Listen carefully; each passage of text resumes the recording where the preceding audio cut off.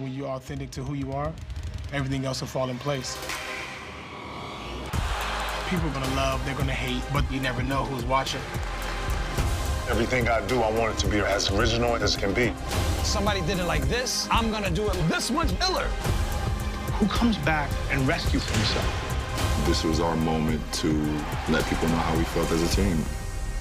We've revolutionized this game with our influence. He brings that Mike Tyson knockout effect that everybody wants to see, that draws the fans. This is a Mike Tyson of the small weight classes. The entertainment level is so guaranteed. It's like watching a matador sidestep the bull, only Tank Davis is going to come back with that big left hand that's going to give you exactly what you came to see. The big finish. Dynamic, ferocious, fight-altering, brain-rattling power. People are always attracted to that. I very much admire Ryan Garcia's gusto. He has been looking for this fight. He wants it. Ryan Garcia is as flashy, powerful, and dynamic as anyone in this game. The idea of putting together two unbeaten, exciting young fighters with unique fan bases that they've built organically on their own and going to merge them together while they're still young, the threat and the danger and the buildup, it's guaranteed entertainment. We know how big Ryan is, we know how fast he is. He's gonna be a big problem for Tank. Obviously, Ryan is going to have hand speed. I think he will have some reach as well. I can envision scenarios at range where Ryan Garcia is a little bit more of a threat based on his accuracy, based on his hand speed, and his timing is excellent as well. The best way to find that out is let's fight right now. Let's prove it together against one another. I want to find out how great Gervonta Tank Davis really is. Well, how about somebody who can match him from the standpoint of charisma, stardom, drawing power, excitement? Bring these two combustible items together. You're talking about a Christmas morning gift to the average boxing fan.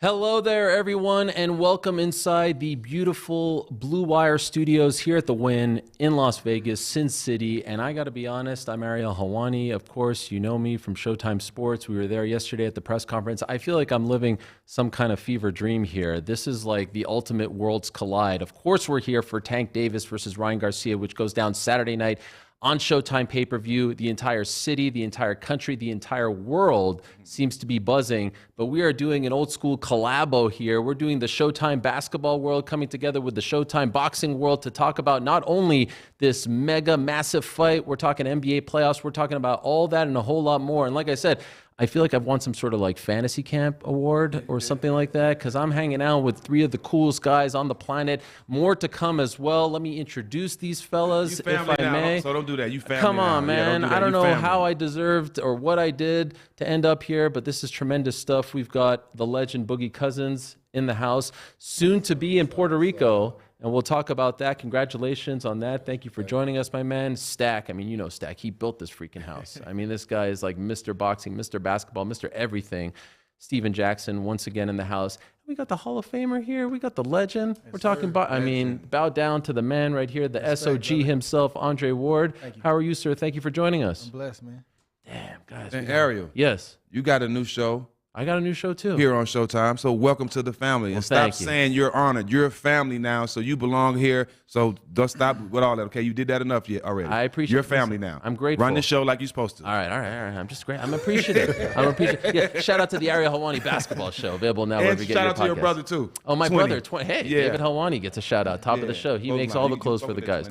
I'll hook you up, Boogie. I'll hook you up. No worries. I'll hook you up too, Andre. All right, guys, we got a lot to talk about. We all love fighting. We all love basketball. So this is tremendous. Paul Pierce, by the way, going to join us. I believe. Burnt. Or G Burnt. Yes, I didn't know if I earned the street cred yet to call him that. You family. Come on, man. You family. I told you, Stack. I'm an anxious Jew. I overthink everything. I overanalyze everything. So you're just going to have to learn that with me. This is a big week, Andre. This is a big weekend. I feel like this is one of the biggest weekends in boxing since maybe Mayweather-McGregor. You could go with Fury-Wilder a few years ago.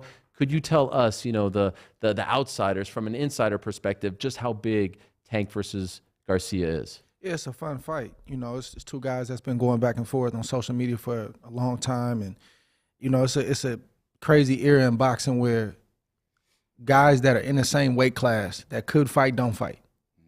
I'm for the business. Like, I don't get caught up in, oh, it's taking too long, because I know the paperwork has to be right, and oftentimes it's not right.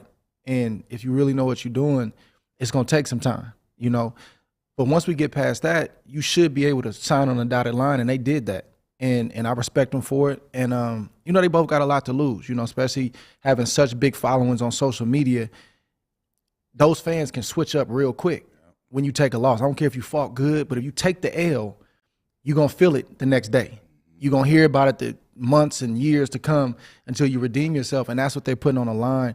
Plus, it's, you know, it's a boxing fight, but it's a mainstream fight, which I always love because I love when our sport gets outside attention. You know what I mean? Like other sports and other individuals that are covering the sport that are not in boxing. That's what it's all about. So it's a big weekend. Stack, you know about the business of boxing. You know about the politics of boxing. Knowing everything that you know about like the sort of underbelly of boxing, are you surprised that this fight ultimately got made? Yeah, because the best don't fight the best. We don't see this often, you know, especially like you said with the young guys. Kudos to them for signing on the dotted line. Like you said, they talk about fighting a lot, but the paperwork never gets done.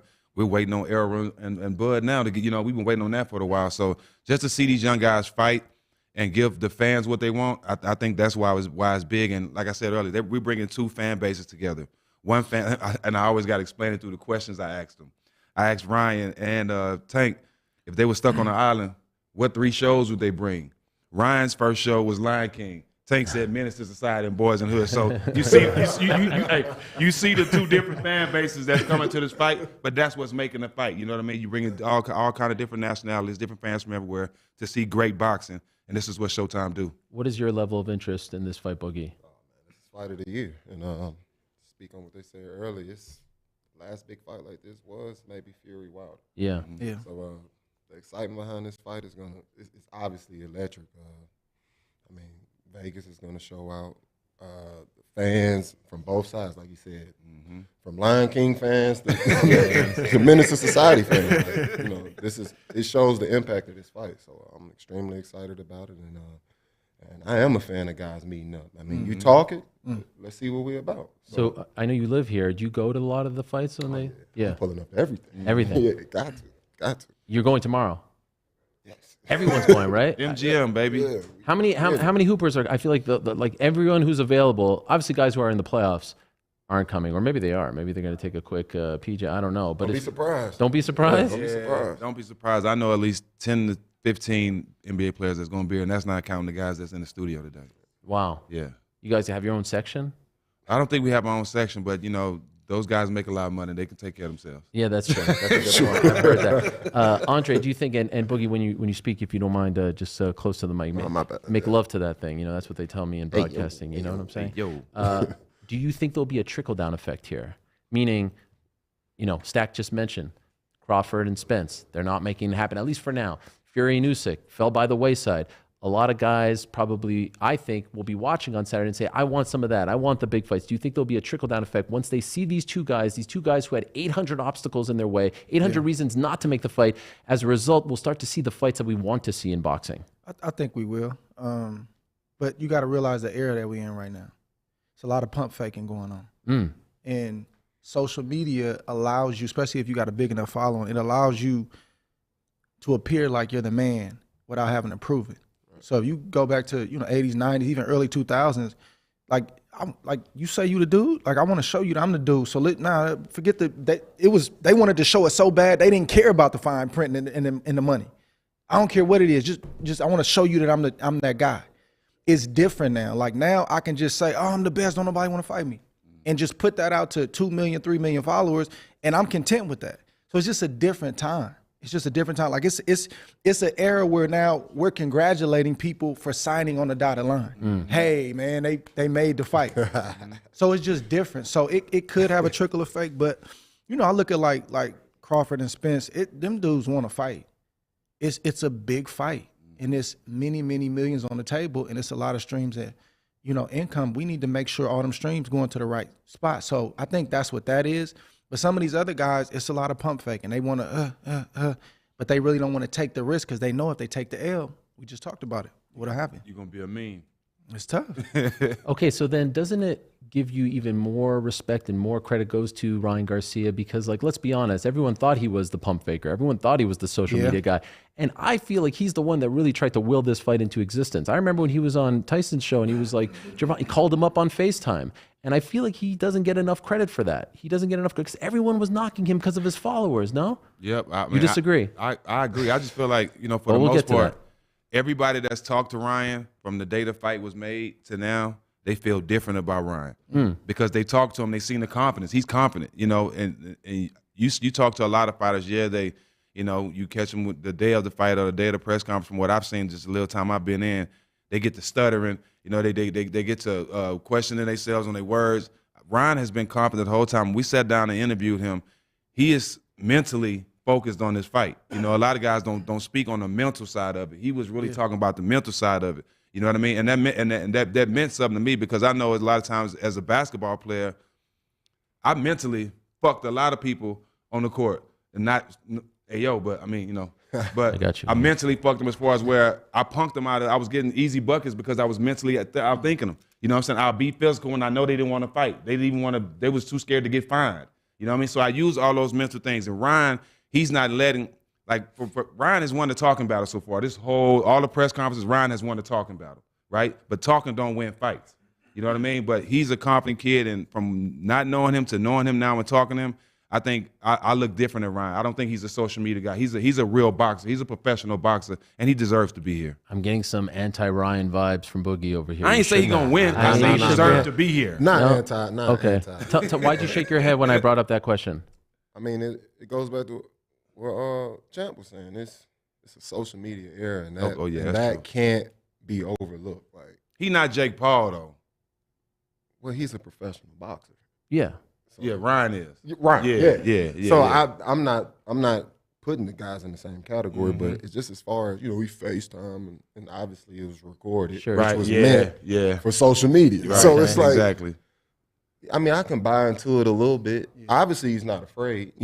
He's here for the fight. Right. So obviously, he's not afraid. But even in basketball though, Ariel, like the kids in high school, they got to use social media to be hot. Yeah.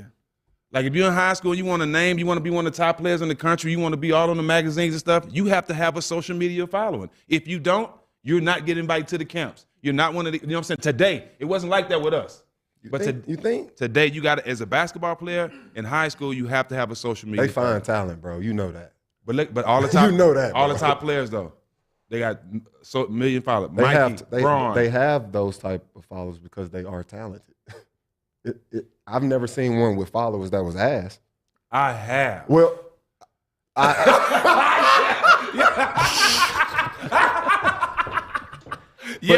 know exactly who you about to say. Okay. Bro, that's my little homie.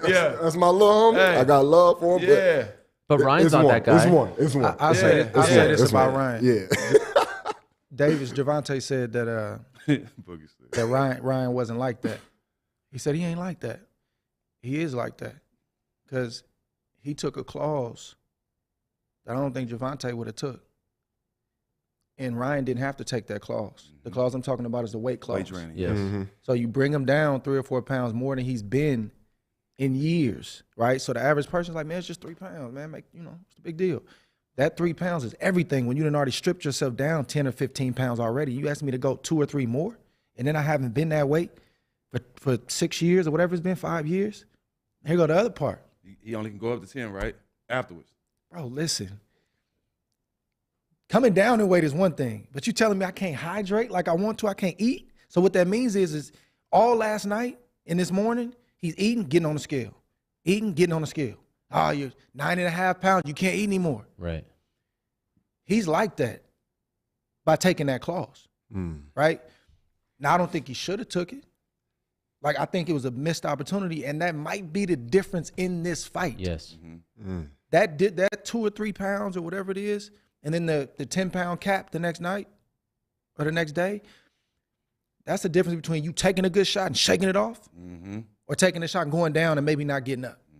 That could be the difference maker in this fight, that clause. Right. And so there are really 3 things that he had to, abide by that Tank doesn't.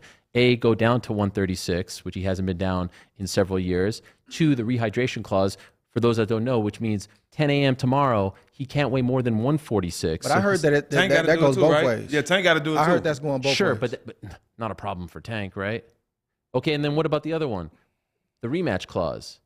Tank has a rematch clause. Ryan doesn't, which means for those that don't know, if Tank loses on Saturday, he can exact that. That's the A fighter, right? That's a miss on Ryan's part. He had to take a lot of sort of L's. He didn't have to take anything. Well, then the fight doesn't happen.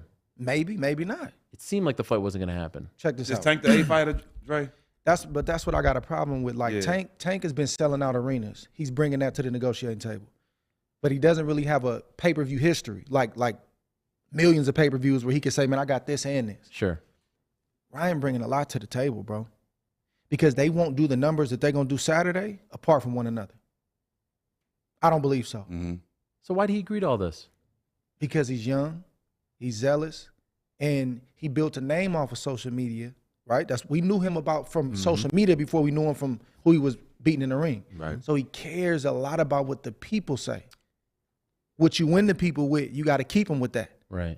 So he's young and I want to do it. I want to prove. We're going to prove it on the night, but this paperwork got to be right. He's bringing just as much from a marketing standpoint as Tank is. He didn't have to take that clause. I'm not taking nothing that's going to make me weaker in a fight. And my man, the rematch clause going both ways. Well, no fight. Well, guess what? No fight. I'm going to my social media since that's what we built this on, right? Right. Hey, y'all, 2 things stopping this fight. So get at him and let him know, man, let this go both ways. We got us a fight. That's what you built your name on. Right. You got to use it. So he didn't have to take that. And here's the last thing.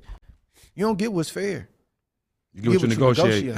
So it ain't no feeling sorry for Ryan. No, I'm not trying to say that. I'm just saying you get what you negotiate. Oscar De La Hoya knows better. And maybe Oscar tried to stop him and he overrode it because Ryan's the boss at the end of the day. I just think it was a big mistake. Leonard Ellerby said Oscar been sleep at the wheel.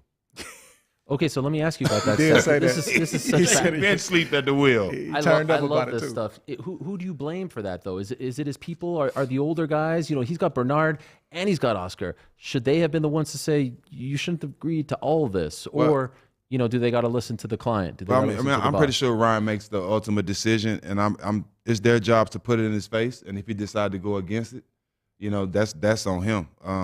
But you know, at the end of the day, whatever, like he said, you are what you negotiate. You get what you negotiate. And if Ryan wasn't sitting in there focused on all that type of stuff, then that ultimately is his fault. Because if he loses the fight for those certain things that he didn't negotiate or didn't take the time to pay attention to, then he's going to sit at home and be like, damn, I shouldn't have did that. I should have did that. But at the same time, on another note, for Ryan, I think it's going to be new to him because Tank's been selling out arenas for the last 4 or 5 fights. Different cities, different states, different cities. This is new to Ryan. You know what I'm saying? This is new to Ryan. And that might be a big problem for him, to the atmosphere. Perfect example. I said this yesterday.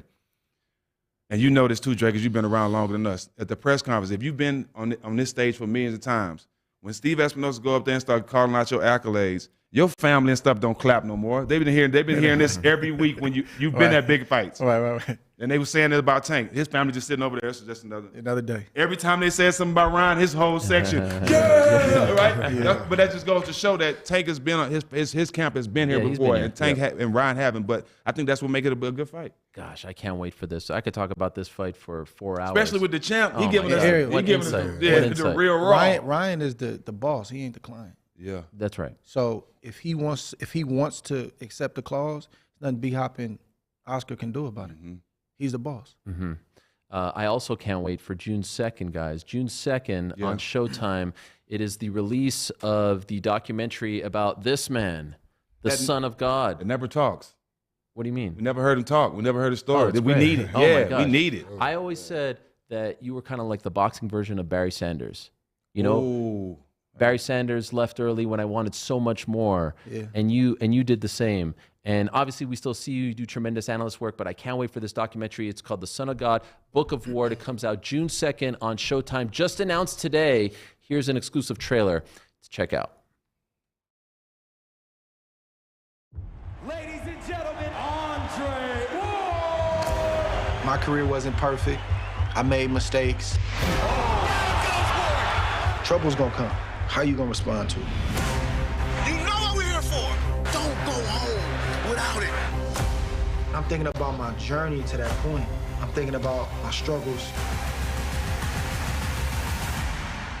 You have to understand what I've been through. I'm a Bay Area kid through and through. It's a major street culture. Both parents are drug addicted. My dad with heroin, and that's my hero. His dad had brought him to the gym, and I said, the little kid got a little pop. You could tell the kid was different. I think you're alien. For real. The kid is extraterrestrial. My dad never stopped fighting, but he had a heart attack at 46 years of age. For Andre, it was devastating. It took me hitting rock bottom to where I finally began to communicate with God again. I felt a burden to finish everything we started. He's one of the great champions from the history of boxing. 32-0, his brother Andre Ward was great. Boxing has devoured many great men. I'm going to do things my way. People don't identify with a guy who has chosen as his nickname, Son of God. I said this early in my career, I'm gonna retire from boxing. I'm not gonna let boxing retire me. This was all the plan from day one. Only thing you ain't done in boxing is lose. What's there to stick around for? I wanted to have a body of work, not just in the ring, but as a man. We close this chapter. This book is closed. SOG, The Book of Ward, only on Showtime, streaming with Paramount Plus. Oh, man, that looks incredible. Goosebumps watching that. And that, again, comes out June 2nd right here on Showtime. Kind of full circle for you, Andre. You came up through Showbox, right? Yeah. And now here you are being featured on Showtime. You opened up a lot, and I can't wait to hear more about your story. And there's obviously some tough things discussed. Difficult for you to open up like that and to share that with the world? Yes and no. Like the difficult part was that, I'm just not wired like that. I'm an 80s baby. And I came up in an era where you don't share your business. I don't announce I'm coming, I just show up. And it's totally different than what we see today. Like, I could play the game, and I think the narrative, like Stack said, is, oh, you don't talk. It's like, I talk a lot. I get paid to talk. I make a good living talking. I just don't waste my words. You know what I'm saying? Like when I speak, I want it to mean something. And it's too much talking going on. It's too much bumping going on. So I think when you don't fit that mold, it's like people are like, what's up with this dude? What, you're different. So I think I spoke what I needed to speak. And as it pertains to my story, like I had just came off the streets when the world saw me in 2004 at the Olympics. Just gave my life back to God. I was trying to figure it out. 2 kids, young. And I didn't want to have the same, I came from the projects and, lead with all my family's business in the forefront. Like, I'm like, man, just embrace me for who I am, get to know me. But I knew deep down one day I'm going to tell my story and tell it the right way. And I think one turning point for me was, I mentor a lot of young dudes, man. I got a lot of respect and a lot of love, man, for the young life coming behind me. And I would talk to them sometimes, and they had this image of me that like I hadn't been through nothing. And I remember telling my pastor, Napoleon Kaufman, I said, man, it's frustrating, man. I'm trying to talk to these young guys, and man, they don't think I get it. I get it, man. I done been there. And when I tell them that, they look at me funny. He said, man, you got to kill the image. And I was like, my first mind was like, wait. He's like, no. I'm saying I'm not saying there's something fake about you. It's just that you can share your story now. Who you are is real, but you got to let them know it ain't who you always been. So that was like the turning point for me to really say, I want to tell this story now. Man, you should talk for a living, Andre. I mean, I feel like I'm hanging on to every single word. What a guy, man. You've been a part of the Showtime documentary process, right? Boogie? Yes. You had your own. Is that a difficult thing?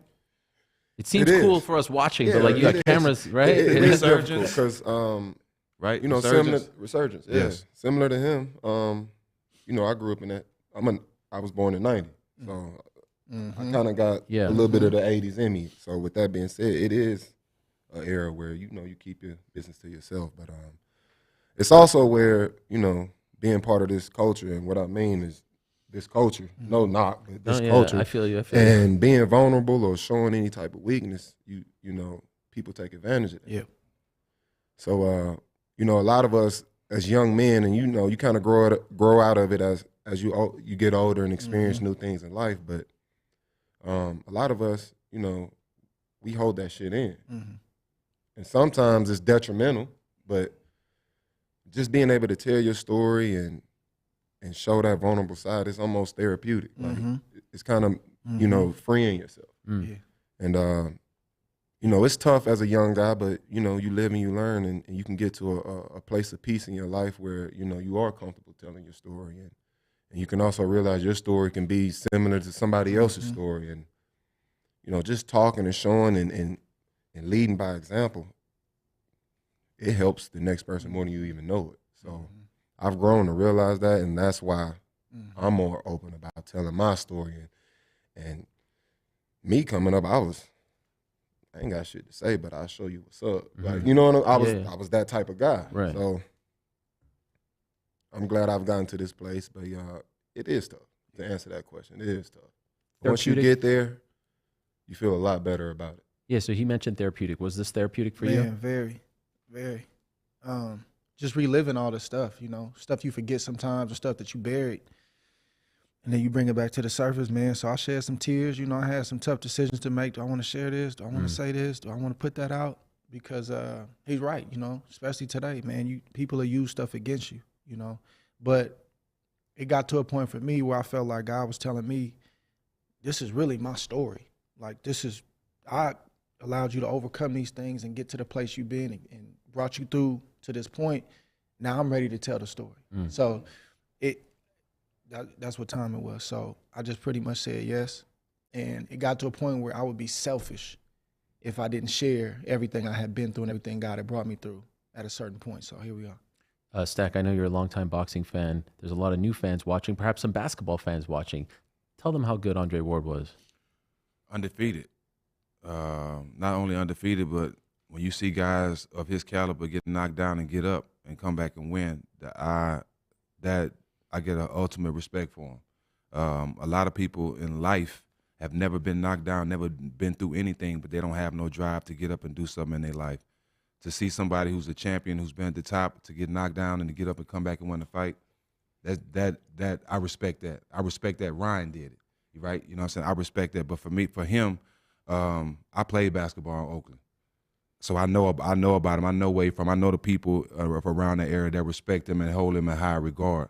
So, and the teammate of mine, Monte Ellis at the time, you couldn't mention Andre Ward's name in a bad way without either getting shot at or getting threatened while we were playing in Golden State, right? So we were basically held at gunpoint. We had to support him.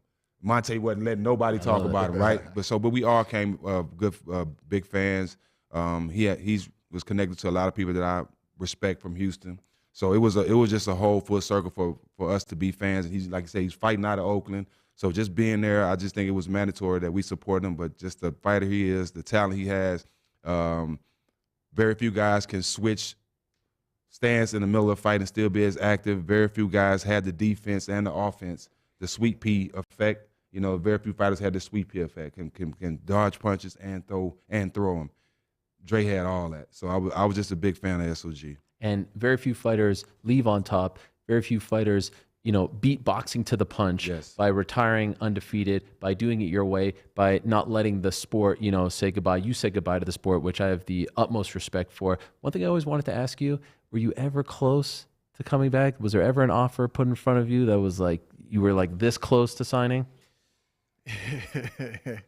No offers. No offers. Nothing? But, look, man, I'm that drive don't go away just because you took to retire.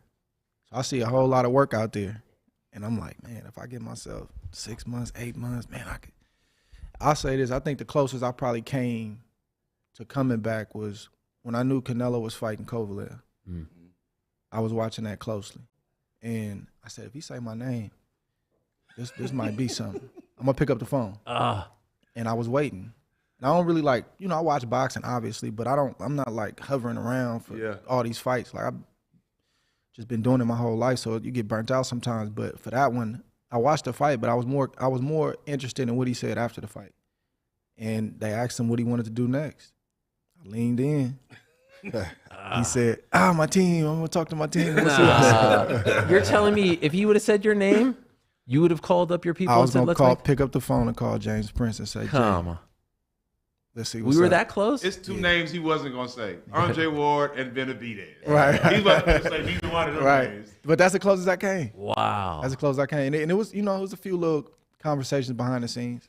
But, I'm where I need to be, man.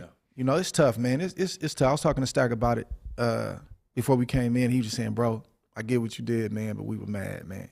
You know he had some fights, right? That's what I'm saying. Barry Sanders. But it ain't about us, right? But it's tough because I feel like that's such a Andre Ward thing to do, right? It's like I'm grinding, I'm pushing, and I may not be getting the notoriety and the respect universally like I'm supposed to, and then as soon as I get it, I give it back. I'm out, man. And I love boxing, man, but I don't love it enough to be ushered out the door. I don't love it enough to allow, my critics and, the people that's been waiting, because you know how it is. Y'all got a ringside seat for guys that you don't like, they waiting. Ringside seat to see if this is going to be the night. I'm not going to give them that.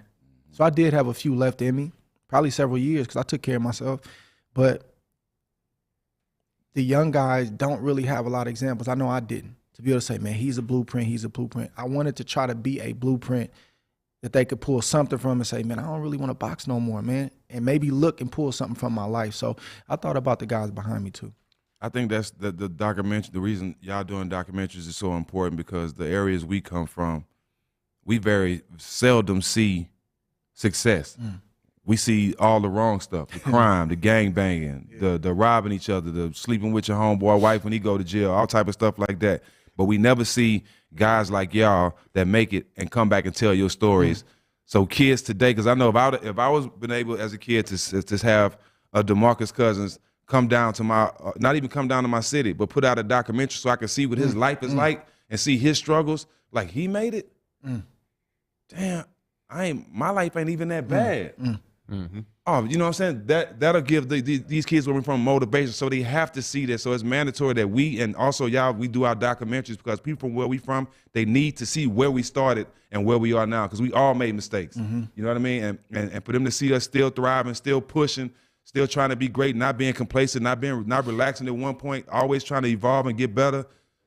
I think all the kids need to see that. So I commend both of y'all for these documentaries. Yeah, I bet a lot of young people came up to you and told you that you were an inspiration after your documentary because when you were, on top of the world, you didn't really allow us, and correct me if you feel otherwise, to like come in and know the real you, right? But before you start, but I don't mean to cut y'all, bro, but I was there in New Orleans when he hurt his towards Achilles, when he was about to get the biggest contract in the league. I was there, bro, and I seen the hurt in his eyes.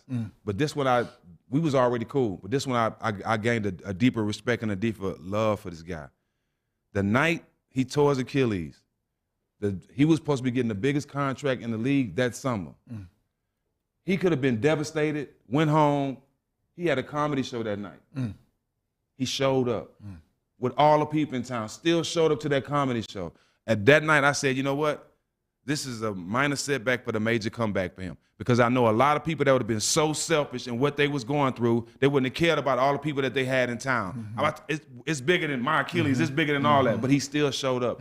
That's why I knew God was gonna always bless him for the person he was. You can go ahead and say what you're gonna say, but I had to say that, bro, because not being in that position where you about to make the biggest amount of money in your life that you work for, and at the end of the season, right before the playoffs get ready to start, you tell you're the best big man in the league. That's hard to explain what was going on mentally and what a lot of people would have just gave up. You know what I'm saying? But for him to fight back, to come back to the league, go through more injuries and still play more, I just got to commend him because he's like a little brother to me, but people don't give us our flowers often. They wait till we dead and gone. You know what I mean? But what he went through, that's going to motivate a lot of kids that's going through it because you could be at the top 1 minute and you're going to go through things that's going to knock you off your game. But the more important thing is what you're gonna do when you get up. You know what I'm saying? You a great testament of that, bro. Appreciate that, Stack. That's love, bro. Appreciate it. But to answer your question, it's exactly what he was saying. I realized the situation I was in. I obviously realized I had a huge following, and I was always the guy that wanted to give back to those that grew up the way I did. Stack spoke on it earlier. We don't have many examples. We don't see many examples of success. So growing up in our area, a box Chevy on 6 is success. That's success. That's successful. And I mean, it can be funny, but if you really think about it, that's sick. That's a sick mindset. But with that being said, I just wanted to use my situation, obviously shine a light on it and just inspire the next. And it's not just about basketball. It's not just about the sport. I wanted this to be a life lesson. There's gonna be many times you get knocked down. That's what life is. Life is about adversity. The way you approach adversity, you get stronger with each moment. So when the next one comes, you're ready for it. You're built for it. Yep. So any hard moment, the only thing you can do is go up. You're already at the bottom. That's why it's a hard moment. Just keep going up. Or you could be complacent and stay in that place, and that's when your hole gets deeper. You know what I'm saying? Thanks. So I want to inspire the next. I want to inspire the next. This isn't just about sports. This is a life lesson. Keep pushing, man. It's gonna be many more times where you fall on your ass. Keep pushing. That's a thing that like people don't realize about us, and I love the era we in with the social media and with the platforms, because we get opportunities to do more, real stuff, life stuff. You know how it is, Ariel. Like whether we admit it or not as media, I don't like calling myself media, man. Like I gotta come up with a different word. New media. I do media, but I don't know if I'm. Yeah. Anyway. No, experienced media. Yeah, okay. Yeah. Can we walk through? You're one of us, Andre. You're one of us. I mean, what's wrong with us? Nothing wrong with it, but it's just I gotta come up with a different name. All right, fine. Yeah, that got a different ring to it for an athlete. Yeah. So a lot of times media, like it's just you just this guy, or this lady or whoever in whatever sport, like you're not human. So when they get an injury, this guy's not playing. Oh, he's injury prone or what? They don't look at the perseverance part and what you got to go through. And athletes, they see the skill set, but they don't, man, we're some of the most strongest willed people, and the perseverance that we got to go through. Like y'all see the night of the fight, the night of the game, whatever it is, man, you don't know what happened that week, that month leading up to that, and what I had to go through just to get here, and I still got to perform. So the docs and, the platforms and stuff, that's the stuff that I'm excited about as I'm getting older, is just sharing that side of it. You know this part, but you don't know this part. And, I think that's what a blessing is. Well, again, that's June 2nd on Showtime. Don't miss it. Oh, man, I can't wait. I mean, that trailer was fantastic. Thank I can't wait. One last thing. Shout out to Braun. Yeah. And Maverick. Uninterrupted, right? That was with Uninterrupted, yep. Man, they're my people. We're gonna do an old school swap. We're gonna bring in Paul Pierce here in a moment, but I gotta ask for a pick. Are you making a pick for tomorrow night? You got one, Tank? Man, I think Tank is gonna figure it out, man. I think this is his fight to lose. Like I think it's 60-40 in favor of Tank, because you gotta respect the speed, you gotta respect everything that Ryan brings, but the pedigree, Calvin, his coach, and just where he comes from. Like I'm talking about just boxing, where he comes from. He's supposed to figure this one out, and I think he will. All right. But I'm gonna say this. Okay.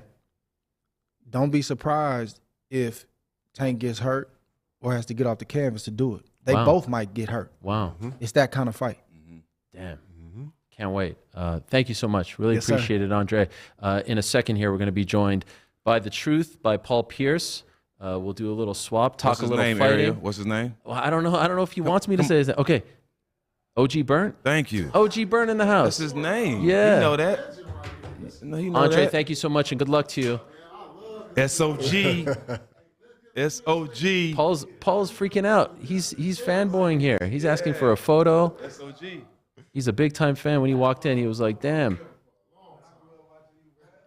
Stack. He probably feels like I feel sitting here. He's like, I shouldn't be replacing Andre Ward. Legend on legend. Andre, good luck to you. What's up? You didn't call me last night. What's going on, my man? How are you? Good to see you again. The Truth. We was having dinner. We had a dinner last night. I went to I was at Lavo. I was in Palazzo. Man, yeah, but Paul, thank you so much for joining us.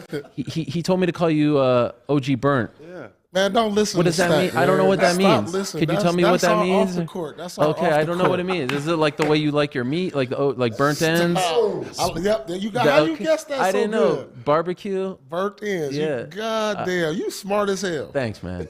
I appreciate it. Hey, yo. Well, thanks for showing up. You got some street smarts. Well, you know how I do. He been around the block. He been around the block. Remember, they call me the nose. I smell this stuff. You know what I'm talking about? All right, we're going to talk more boxing at the end, but let's talk some basketball with the guys here. And I want to start with you, Boogie, because you have some news. Recently, it was announced that you're going to Puerto Rico. And a bunch of guys are going to Puerto Rico. What's going on in Puerto Rico? And when does the season start? You're playing in the Puerto Rican League over there in the springtime, right? So it's starting like imminently? It's actually already started, But your deal with them? Yeah, I'm leaving the 23rd. Okay. So, head out soon, right after the fight. And, excited for this opportunity. I mean, my love for the game hasn't changed. I'm still young. I got a lot left in the tank. Want to keep my body in a good place, keep it in a rhythm, and take advantage of this opportunity. Hopefully, it opens the door to more opportunities. So I'm excited for it, and the marathon continues. Beautiful place, Yeah. beautiful place, great people, yes, good it is, food. Yes, it so is. have a good You time. visited it? I've been there before. Okay. So it's top notch. It's going to be a lot of fun. The Nets can use him right now. Yeah. I'm telling you what. Let's not start that. We can go down. I did want to ask, and by the way, we were talking about cameras in your face. Showtime Basketball is going to chronicle your journey over there in Puerto Rico, and hopefully back to the NBA. But just curious, like when you're watching the playoffs right now. Is it hard for you to not say, like, I could help these guys? I could be a big factor here. I mean, obviously, I'm a competitor. I'm always be one. I'm pretty sure Stacking and PP feel the same way. I feel that way. I can't help nobody. I'm like Adrian Brown to say, I'm cooked. Yeah, I'm cooked. But obviously, I feel like I'm confident enough to be out there and help any team with the situation and better their situation. But that's my confidence. That may not be the next guy. So it is what it is. Showtime, I heard that we're filming his time in Puerto Rico. Yeah, Boogie just told me he needs me down there. He just Right, told me too. I'm assistant down there. Production Puerto Rico assistant. is calling. El Cinco needs to be in Puerto Rico. Shit. Internship. Oh yeah, Yes, sir. Oh yeah, I need. Yeah, Oh, if we chronicling that, I need to be there. Yeah. We need to chronicle Thanks it. for the support, guys. We coming to support Boogie. We gotta go support Boogie, man. Come on, let's get down there. And the goal, I'm assuming, is 23, 24 back in the league. You're hoping that this is the gateway back. That would be great. Yeah. That would be great. Hopefully so. Okay. Hopefully so. So much news going on. In fact, there was breaking news this morning. The Raptors parting ways with their then head coach, Nick Nurse. They have a job next season. I'm guessing Paul just found out about this news because you I probably just woke heard- up like I 30 just minutes ago. heard- Yeah, for that's right. I just heard about this. I ain't Yeah. even looked at my phone yet. Yeah. For the best. That's surprising though. Dude won a championship there. I mean, I think he overachieved in Toronto. In his first year, too. Yeah. First year as a head coach, won a championship in Because 2019. once Kawhi left, they had no expectations. You only as good as the players know. you got, bro. And so they've been competitive for years, even without a superstar. Pascal Siakam is a superstar to me, actually. Not to me. I mean, he's a really good player, though. I think he's a great two option. Yeah, he's a great two option. I think he's a good number two, three three. option. Yeah, for sure. Absolutely. He's a third option. Yeah, for sure. On a championship team. Championship team. Yeah, period. I mean, of course. But he got a lot of skills, but I think Nick Nurse really coached the hell out of it. So where do you think Nick should go? You only as good as the players. Where can he go where he got good players? I don't give a damn. Like, you can talk about as good coaches. Yeah, you need coaches that help you buy in. But if you ain't got no players, you're going to be trash. Period. So where can Nick go now?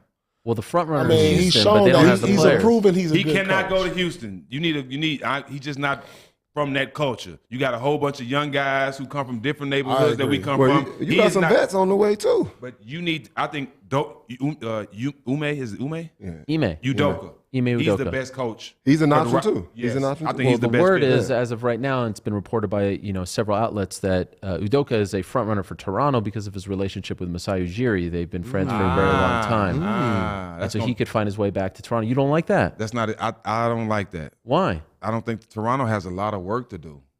Do they? I mean, they were a playoff team. They made the some play-in. talent, bro. They do got some 2020. talent. They got some talent. Making a play in. Anunoby. So making a play in yeah. and being a playoff team is two different things to me.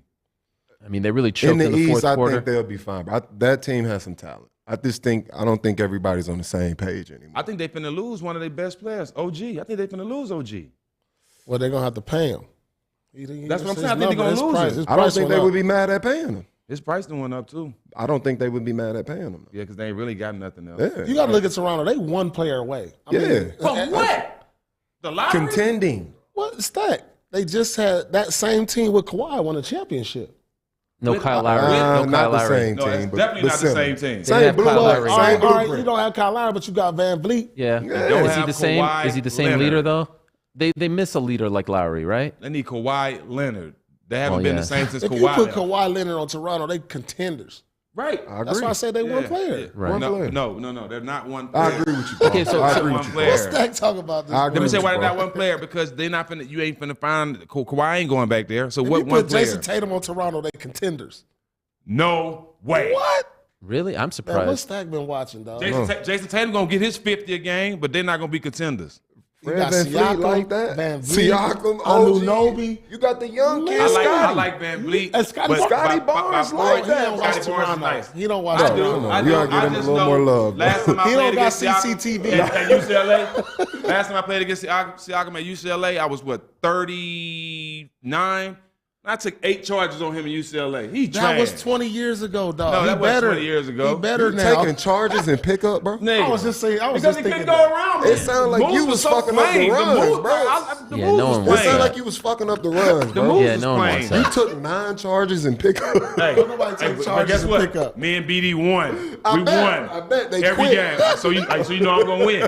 Well, they were actually close to blowing it up at the trade deadline. There was talks of OG. Do you think they should blow it up? No. No? No, I think they have a great foundation. Like Paul said, I think they're 1 or 2 pieces away. Okay, so let me ask y'all both of y'all a question. Yeah. How have they showed y'all that they can get back to that since Kawhi left? They won a piece away. No. You got like they're like the bottom of the East. Like Remember in the bubble, they almost made the play. I'm taking their foundation. Y'all the Listen. playing shouldn't be the standard no more. I mean, back in the day, that's the 7th AC, bro. It's the same. The thing. Lakers was playing. They're not a bad team. They're not. Also, The Lakers are in the play-in, and they have a chance at contending. What are we talking The about? Lakers should not be in the play-in. Neither should the Raptors. Really? They have a Neither better should the team than Raptors. the But they Hawks. are The Raptors on the talented, same bro. level as the Lakers? I'm not saying that. I Okay. said I they're wanted one to piece make away. sure. I I wanted said to they're make one sure. piece away. All right, I'll take that. But they're better than the Hawks. They're better than the Nets, right? You put Jaylen Brown on that team. You They think they're underachieved. horrible? Man, I think they need 2 stars. they don't got think They need have Siakam. stars. Siakam Bro, and Van they got Vliet. good Van players. Vliet They is a got- very. He was they ain't just got an no all-star, stars, bro. dog. Right. So, hey, What's Siakam now you know it average don't this take year, much to Jack? make the All-Star game now. What Siakam give you this year? It don't take much to make the All-Star game now, Boogie. Don't do that. I don't know about that. Yeah, dude. It's a lot of politics. It's more politics now than it was back then. Who shouldn't have made the All-Star? I ain't gonna say nobody shouldn't have made it, but it's easier to make it now. I don't know. These cats is legit. Put it like this: I should have made the All-Star at least 3 years, right or wrong. I'll just say, hey, I can get Charlotte. In Charlotte for sure. I gotta see. And who the was year, out and the there. year I was supposed to make it. No. Listen. Listen. No. I was supposed You to make was the year. killing. You didn't play. Remember, you couldn't make the All-Star game because you got hurt. A couple times. And they put David Lee in before me. David Lee in New York. He was averaging 20 and 10. You know what I was averaging? What were you averaging? 21, and we was in the top 5 seed. They wasn't even in the playoffs. We made the playoffs. No. But a lot of that had to do with playing in Charlotte too. No, it had a lot to do with the shit I did off the court. Yeah. It had nothing to do with basketball. But y'all wasn't. Y'all And he was in a didn't get bigger like market. that It's a New York market. That's what I'm saying. That market. The politics Man. got you on that. You know, NBA got politics. I was Jack. black. Politics got You know, you. I was black. politics got you. I talked a lot of shit. I played a different way. Come on Politics now. got you. we could talk about the politics. By the Nah, way, that ain't all they got. Put Damian Lillard on that Raptors team next year, my and they're, God. you know, Oh my God. you know what I'm saying? No. They gonna win a championship. Damon Lillard go Not, to I didn't say championship, but I'm saying they're a playoff They team. are No, They're better contending. than They are contending. No. You need you need another wing. Like No, my they bel- don't. They my have plenty belief- of wings. No, you gotta have like They got Gary Neal there still. Not Gary Neal. I'm Trent. sorry. Gary Trent. Gary yeah. Trent. Yeah, no, they did that dynamic wing, that athletic. You can't win a championship. OG. He ain't it. He good. How many people in He's a Toronto good got piece. their own shoe? Oh, well, then. I'm just asking a question. How many guys in the league got their own shoes? The superstars. I mean, LaMelo Ball has his own shoe. Superstars. got their own shoe. They don't have a superstar there. None of them have their own shoe. We said they're one player away, bro. You're not winning a championship without a superstar. Name a team that's winning a championship without a superstar. We're agreeing with you, Stat. So I'm saying they don't. Our argument was they're one player away. No, that's what I'm saying. They have no superstars at all. That's what we're saying. That's what we're saying. They need one we superstar. we could talk more about Toronto throughout the offseason. No, Phoenix has how many superstars? Well, I mean, that's a little bit different. You're talking about like a title contender. We're not saying that. Superstars in the league all the superstars have their own shoe. Think about it. I think Fred has his own shoe, by the way. I mean, it might be. Is Jaylen Brown a superstar? Jaylen Brown is a superstar. He doesn't have a shoe. No, because he doesn't want to. Remember, Adidas gave him his shoe. Okay. No. Does Bradley Beal have a shoe? I don't think Bradley Beal's a superstar. Yeah, he is. Bradley Beal's a superstar. He's not a superstar. Yeah, he is. What's my boy in New York name for the Knicks? Brunson? Randall? Randall's not a superstar. Randall's a superstar. No, he's not. Randall 25 and 10. But these are superstars. I think he's Giannis, I think he's the KD. second, third piece on the championship. These are superstars. Those are the Giannis, A-plus KD, listers. LeBron, AD. AD doesn't have a shoe. He's AD a don't have a superstar, shoe. though. He don't have a shoe. He's a superstar. He is, but Wait, he doesn't where have can a I shoe. find an AD? AD don't have a shoe? No. All right. What's the name of it? We'll move. Hey, we'll go back to the. I want to get back to the playoffs because we'll have plenty of time to talk about the Raptors.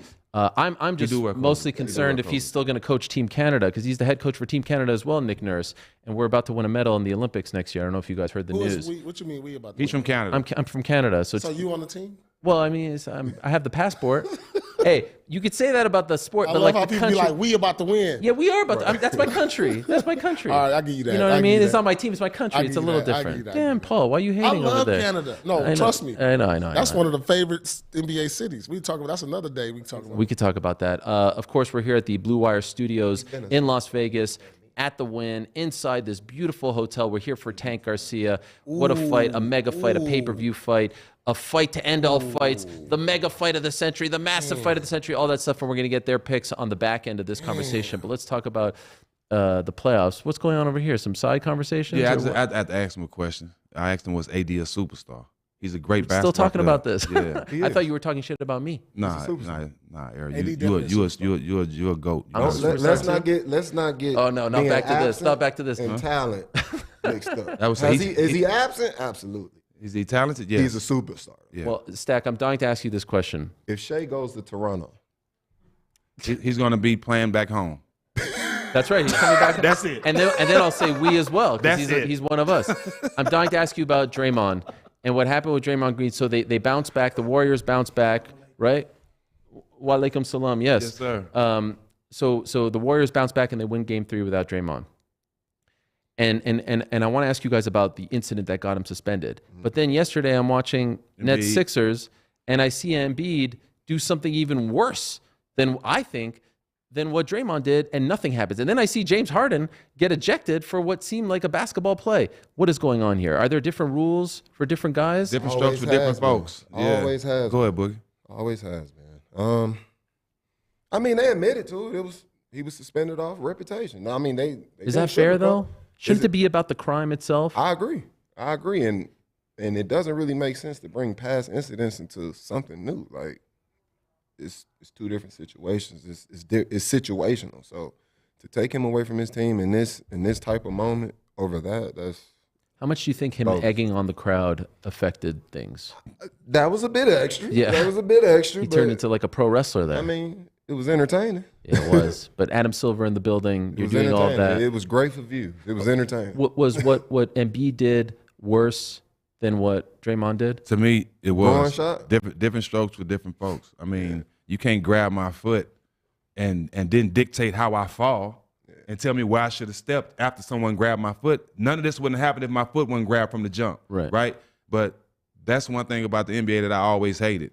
You know, you guilty even if you're not guilty, especially if you're a black player that play with a lot of passion and you got text and you talk trash when you play, they're gonna hold you accountable for everything you do 10 times more than any other player. And don't be a black player and do that. You know what I'm saying? You really gonna be held to a different standard. There's nowhere in hell that Sabonis should have been able to pull this man's foot to initiate the whole situation and he not be suspended as well. You think both should have gone to suspension? Of course. If because that was the case, it should have been a double None of suspension. this happens if he don't pull the foot down. Now with Embiid, that was way worse than what Draymond did. But you know why they're not suspending him? Because they might give him the MVP. It's all they do. You think it's because of that? Man, they do everything for business. Put it like this: if he would have did it, he would have been suspended. If Draymond would have did that, he would have. As you see, if I would have done it, if Ron Artest would have done it, and that's just because of the things we've done in the past. It's not where we are now or how we thinking now. They're not judging you off that game. They're judging you off your character from the past, and that's why Draymond got suspended, which is weak in my part. Because if they look at the actual accident, perfect example. People looking at the brawl different now. That we was able to talk and give our opinion. They was able to see how we was wrong, right? We all watched this. What happened to Draymond? Common sense tells you he don't pull his foot. You don't get a step on the chest. He don't get the fake and acting like somebody broke his ribs and they're rolling on the ground like a little baby. None of this happens if he don't grab his foot. The person who started the situation should have been punished the same way as the person that finished it. But it doesn't happen in the league because, Sabonis is not a bad guy. He hasn't been suspended. But Draymond's always in trouble. We don't look at it like that. The one thing I don't understand is the Harden ejection. That's not an ejection, right? What was that? Could you imagine that being an ejection in the 90s or 80s? Whoever played basketball and hit somebody in the private on purpose trying to drive to the basket? No, nobody have handles like that. It happens a lot. So who got handles like that where I'm like, bam? Ain't nobody got handles like that. That doesn't happen. He had a low position, and he always do the same move. And you're sitting on his left hand. You talk from the time you start playing basketball to when you put the ball down with your right. Protect. And the fact that he put it down and protected, and the dude just happened to be right there, and Harden didn't initially do that. Right. That wasn't intentional to this growing area. He did a good job selling it as well. But like, I mean, it's getting ridiculous because these refs is changing the course of history. You know, when you throw a player out like Harden and Draymond and guys, it's like if they wind up losing that game and you know that the other team is a better team with that player, the refs is dictating too much throughout the course of history. And they need to step back and let history be history and let it take place. I've been said that too. You know what I'm saying? Referees. Like, stop dictating changing the course of it. Stop. The referees been bad too. I mean, this is a new generation. I understand they're trying to clean stuff up. I get it. But there's other ways to go about it. Like, Harden shouldn't get kicked out. And as far as Draymond, yes, he's a victim of his past reputation. And rightfully so. Because think about this. If you on probation, you can't go hanging around like with other criminals. If they catch you with them, you going to jail. Right. Who on probation? Even you didn't do nothing. You didn't do nothing, but you just sitting here and they criminals, just sitting here, you going to jail based on your past. Right. And so that's why Draymond, based on his past, got that. How do you tone down passion, though? No, I love Draymond, what he brings to the game. I mean, Warriors would have no championships without him. I don't even think that should be a conversation. Yeah. Like, if I'm a owner of a business, I want passionate workers. Right. I want somebody turn that down. Yeah, I want to employ people that are just as passionate. But there's a fine line between the two. It's fine with having a fine line, but they still go hand in hand. Yeah, for sure. Just like Brett. Go ahead. You're competing. Yep. Which brings another part of it brings something else out of you. Can't so to teach sit that, here and man. say, we got to clean this up in the game, like, Don't make sense. it doesn't go hand in hand. Every Greg Popovich said this, and even Steve Kerr. Every championship team, every good team needs a Draymond, Ron Artest, Steven Jackson. Yes. They need a guy like that because if you don't, you're gonna be in a lot of situations where your whole team backs down and you don't have nobody to jump out there and say, "Fuck it, I'm gonna jump in front of everything." You Absolutely. need that. Okay. You need that. He was that. And Pete, you wasn't just as vocal or wasn't a problem like we was. But I seen many a times where y'all on the sideline in the playoffs. Coach saying one thing, man, fuck that. We doing this. We doing this. You know what I'm saying? Yeah. But that's the same thing. You might not be as vocal and as wild as we are, but that's the same thing. I mean, y'all embraced that role, and that became a role in the league to where every KG. team needed that. Yep. You feel me? Y'all motherfuckers, like, I'm coming to you, like, guys like I had on my team, like, hey, look, I can't get a tech or a hard foul, so Perk, I'm gonna send him baseline, lay him out, take a tech, take a, you know, you know what I'm That's saying? part of the game. That's a part of the game. It's part of the game. And you It need goes these hand in guys hand. for sure. But, you know, sometimes you cross the line. And Draymond is a great athlete. He can get tripped and still not step on dude. You know what I'm saying? Think about it. We got good, You know that, Steve. I can grab your foot and you can still get out the way. You a great athlete. You don't have to just boom like right there. I mean, but athletes fuck up too. Purposely. Athletes fuck up too. Eric, how many times you seen a guy make a shot all net, running back, nobody behind him, and bust his ass? It happens. You know what I'm saying? We trip over the lines that's on the floor. Sure. Sniper. It happens. It happens, bro. So because we was out all night tonight.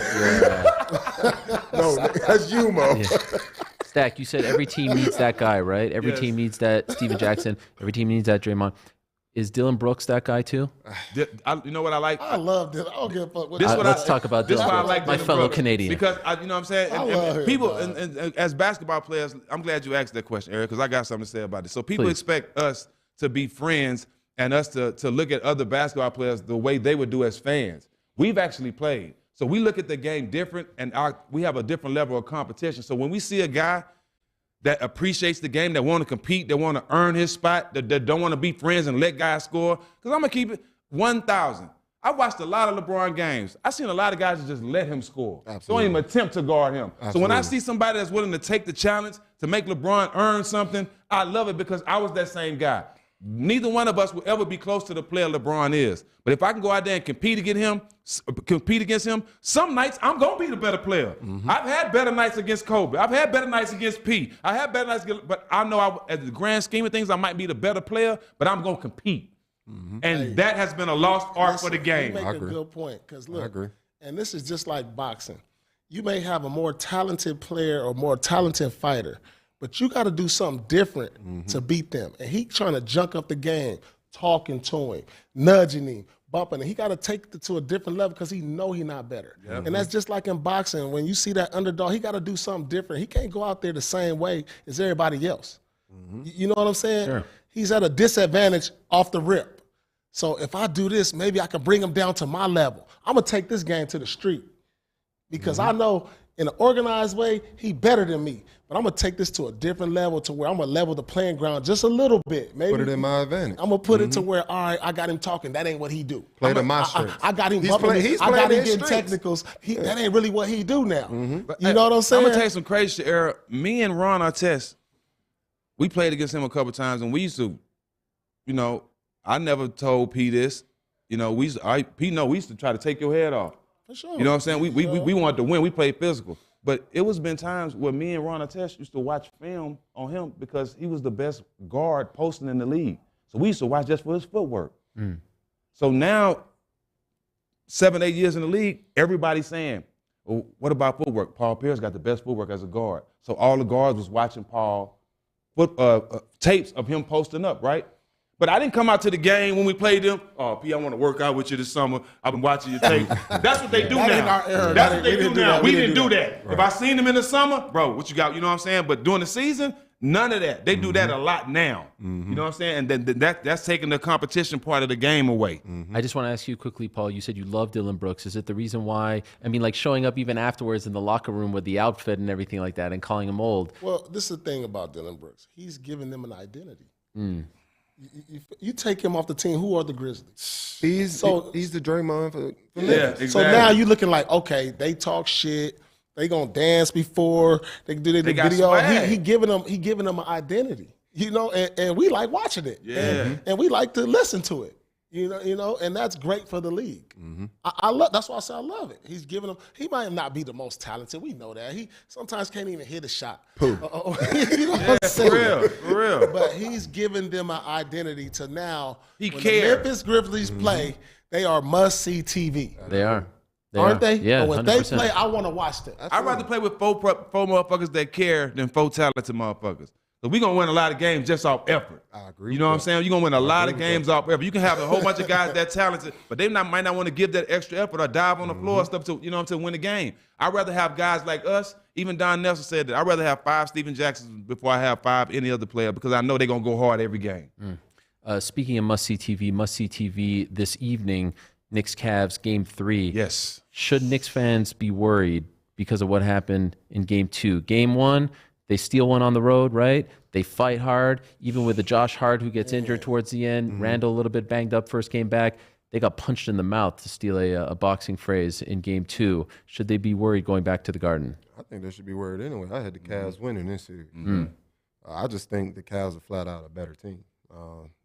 Put together greatly, 2 lead guards in Garland and Mitchell. They're a tough matchup for anybody. The length underneath the basket it's ridiculous. Like, I think they're the most well-rounded team in this series. So I had them coming on anyway. This is the most important game for the Knicks in this series. They did what they were supposed to do. Went down there and took the first game in Cleveland. Now they have to show, like, one thing about it, everybody's hurt at this point of the season. So the injuries that Harden and Round are going through, every team is dealing with that right now.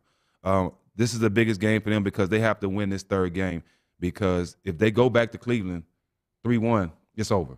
But they have a chance to show some growth, right? Y'all went down there. Okay, y'all wasn't supposed to be in the playoffs. Y'all in the playoffs. Y'all here now. Y'all go down there. Y'all take care of business. Y'all win the first game. You have to take care of business at home to win in this game, or it's going to really put a damper on an already unexperienced team, right? They need to keep riding that high and keep riding that wave to continue to play well. And I think Game 3 is a big step for them. Yeah, this is my second favorite series in the playoffs. Outside of like the Golden State and Sac team, that's my favorite to watch. But this one, because I feel like you got 2 gritty teams. I'm talking about like bar fight teams. That's what they've been all year long. Basically even, too. Yeah, they both defensive teams. You got Tibbs on one side, who a defensive guru. Cleveland, who's #1 defense in the league. This is going to be a bar fight, this Game 3. And I like seeing these type of matchups where it's tough to score. I come from that era. Games is tough to score. It's a lot of grabbing, holding, block shots, fighting through the picks and everything. So I'm not so sure this is a giveaway for Cleveland. I think this series is going 7. Oh, wow. Mobley got to step up. I think this series really going 7 because even though Cleveland is more talented, man, New York played with grit. And they and you that's like a Thibodeau team. Yeah, Thibodeau team. And you can never knock that. A team that's going to play hard. The Knicks' identity is like they not going to give you nothing. Right. They lost last game, but I think they was content with getting one. Yeah. Sometimes that's playoff tendencies. You still won, then you take it a little easy. We saw the Lakers do that in Memphis. And so now you're like, all right, we're gonna come back home, and this is going to be a dogfight. Now, we did what we had to do. We got the home court advantage, y'all. So we own. You know what I'm saying? One series that doesn't feel like a bar fight, and I feel like is going to be over pretty soon, is Boston and Atlanta. You are Mr. Boston. Is this the last run for Brown and Tatum? Is this their last chance as a duo? What do you think? No. I don't even know why you're putting that out in existence. Well, I mean, this is come on. What do you mean? Jalen? What do you mean it's the last run? It's not possible? I mean, dude, I'm not even putting that out in existence. Because you don't want it to happen? This is the best duel in basketball. I know. Period. Is Jalen happy there? Man, does his play say he happy? But maybe he's playing for a new contract. He gonna get it. He make all NBA in Boston. You think they don't give him the max? They better. They are gonna give him the max. Man, Jaylen Brown is probably the best two-way player in the league. I agree. 290 if he makes all NBA. You know what I'm saying? You get the Supermax if he make all NBA. Okay, take that. Is it possible that he's so unhappy there that he says no to the Supermax? No chance, right? Well, one thing I know about him, he has to be comfortable in every decision he make. Like, he ain't making no decision for nobody else. He ain't making no decision for money. Like, he's one of the smartest young guys in the league right now. Yeah. I'm talking about super solid, stand on morals, stand on respect. You know what I'm saying? He's a solid guy. So I think he's going to approach this different than the normal superstar. Do you think there's a chance of that? I'll tell you this. Comfortable for him. Listen, I'm going to tell you this. Before he makes that decision, I bet you I'm going to have a sit-down dinner with him. and if he says, Paul, what should I do? What would you say? Man, you want $50 million less? $50 million, be happy somewhere else. $50 million gonna make you happy. Come on, will it though? At that extra point? $50 million. Yeah. Does Boston team you change, can send me over there to the bottom of China somewhere, them little small cities. Hey. He throw me 300. But, hey, he coming off his best year. You don't think he want to go somewhere and be more of a star? Well, this is what I'm asking. Even with that 290, he's still gonna be that shut up. Yeah, I know it. He from Atlanta. Atlanta. That ain't guaranteed. I ain't saying he's going to Atlanta, but I'm just saying he's from Atlanta. He might want to go back to the South. That ain't guaranteed. Hell no. It ain't guaranteed. And I get what you're saying, and I understand that because certain guys that works for. James Harden went to Houston and became James Harden. He going back to I think Jaylen Brown can do that. Tracy McGrady went to Orlando from Vince and became Tracy. I agree. I think Jaden can do that, but You don't want to see it. That's just say that. These two situations with them guys, they wasn't on these type of teams either. You don't want to see it. That's just say that. I don't want to. I'm hearing a lot of bias in this. Yeah, that's fine. I respect that. He don't want to see Okay, that. so, I don't want to see that. On the flip side, though, I like Boogie, watching them two young boys grow. Me too, dog. That'll break my everyone heart. does. Everyone does. And I expect the bias. It's all good. But on the flip side, perhaps the end of Trae Young in Atlanta. What do you think? Damn. I can see that. What? So you telling me you can't see Deontay Murray and Jaylen Brown together in Atlanta? Damn. Why you? Y'all can't see that?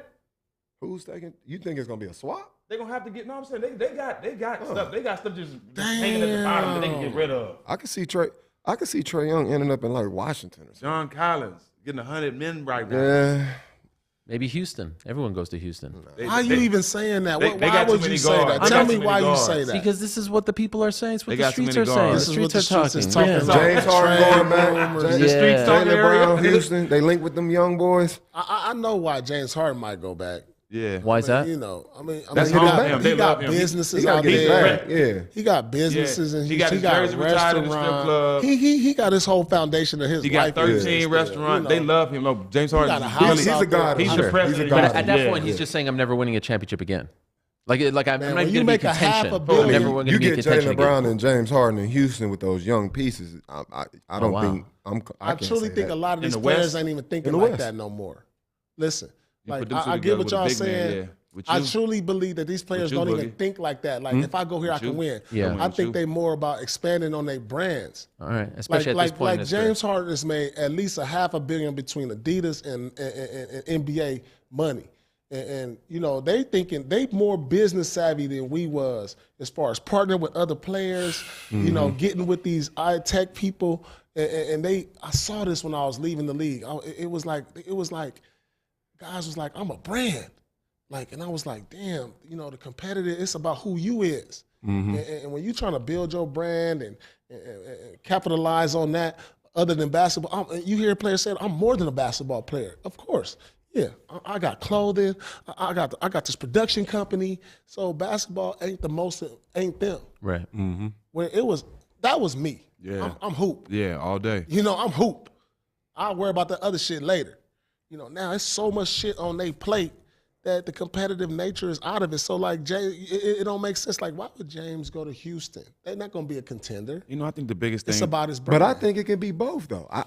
I kind of hear it as if it's like a knock to, you know, having that type of balance, because obviously it's a blueprint on how it can be done, and LeBron James is a perfect example of that. LeBron has been a businessman since he stepped in. Right. For sure. On top of that, we can all agree here and say he's a hooper. Yeah. Yeah. $2 million on your body alone, I don't think anybody's doing that. So I think it can be a balance. I think it just needs to be, it has to be that perfect balance. You can't lose that competitive edge, but you can still realize I am a business. Shit, the players grew as the business grew. Our eyes are opening. We see how these owners and GMs are going about this business.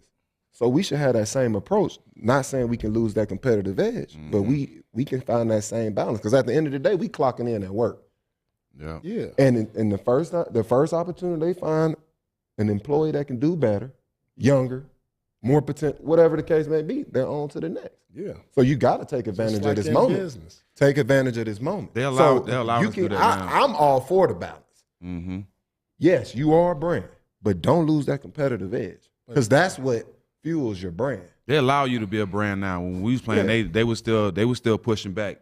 When we was playing, they wanted us to just play basketball. Shut up and hoop. Now they're allowing guys to expand their brands and to be more than basketball players on and off the court, right? They cool with it now because they don't want to say that they prohibiting or holding somebody back from reaching their potential. They can't do that no more, right? So it's just a different era, and they're allowed to do that more now. Well, two guys. James made 302 plus. Yeah, no, he's doing fine already.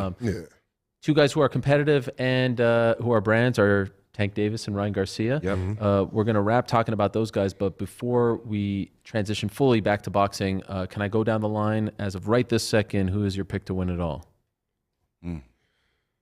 Ooh, man, it's wide open, right? I think it's wide open. Obviously, I think. But you can't sit on the fence. In the East, obviously, my favorites out of the East are Boston and Milwaukee. Okay. Well, now you're picking 2 teams out of the East? I said my favorites. Okay. I really don't have a confident answer on who I think will win because I think it's that wide open. Is it going to be one of them? As of today, I can go with Boston. I can go with Boston to win it all. As you watch I can it go with today, Boston. The today most after what complete you've team, seen, I can go with Boston. Boston winning it all. Yeah, All right. I'm confident. What about you? I said this, and I'm sticking with it. Go to State in 5. Come on. What do you mean? Winning the mean? championship? What? Y'all said the same thing last year. They Golden wasn't gonna State win in it. 5 They what? wasn't gonna win it. They wasn't gonna win it. No, They ain't got wait, a chance Jack, this year.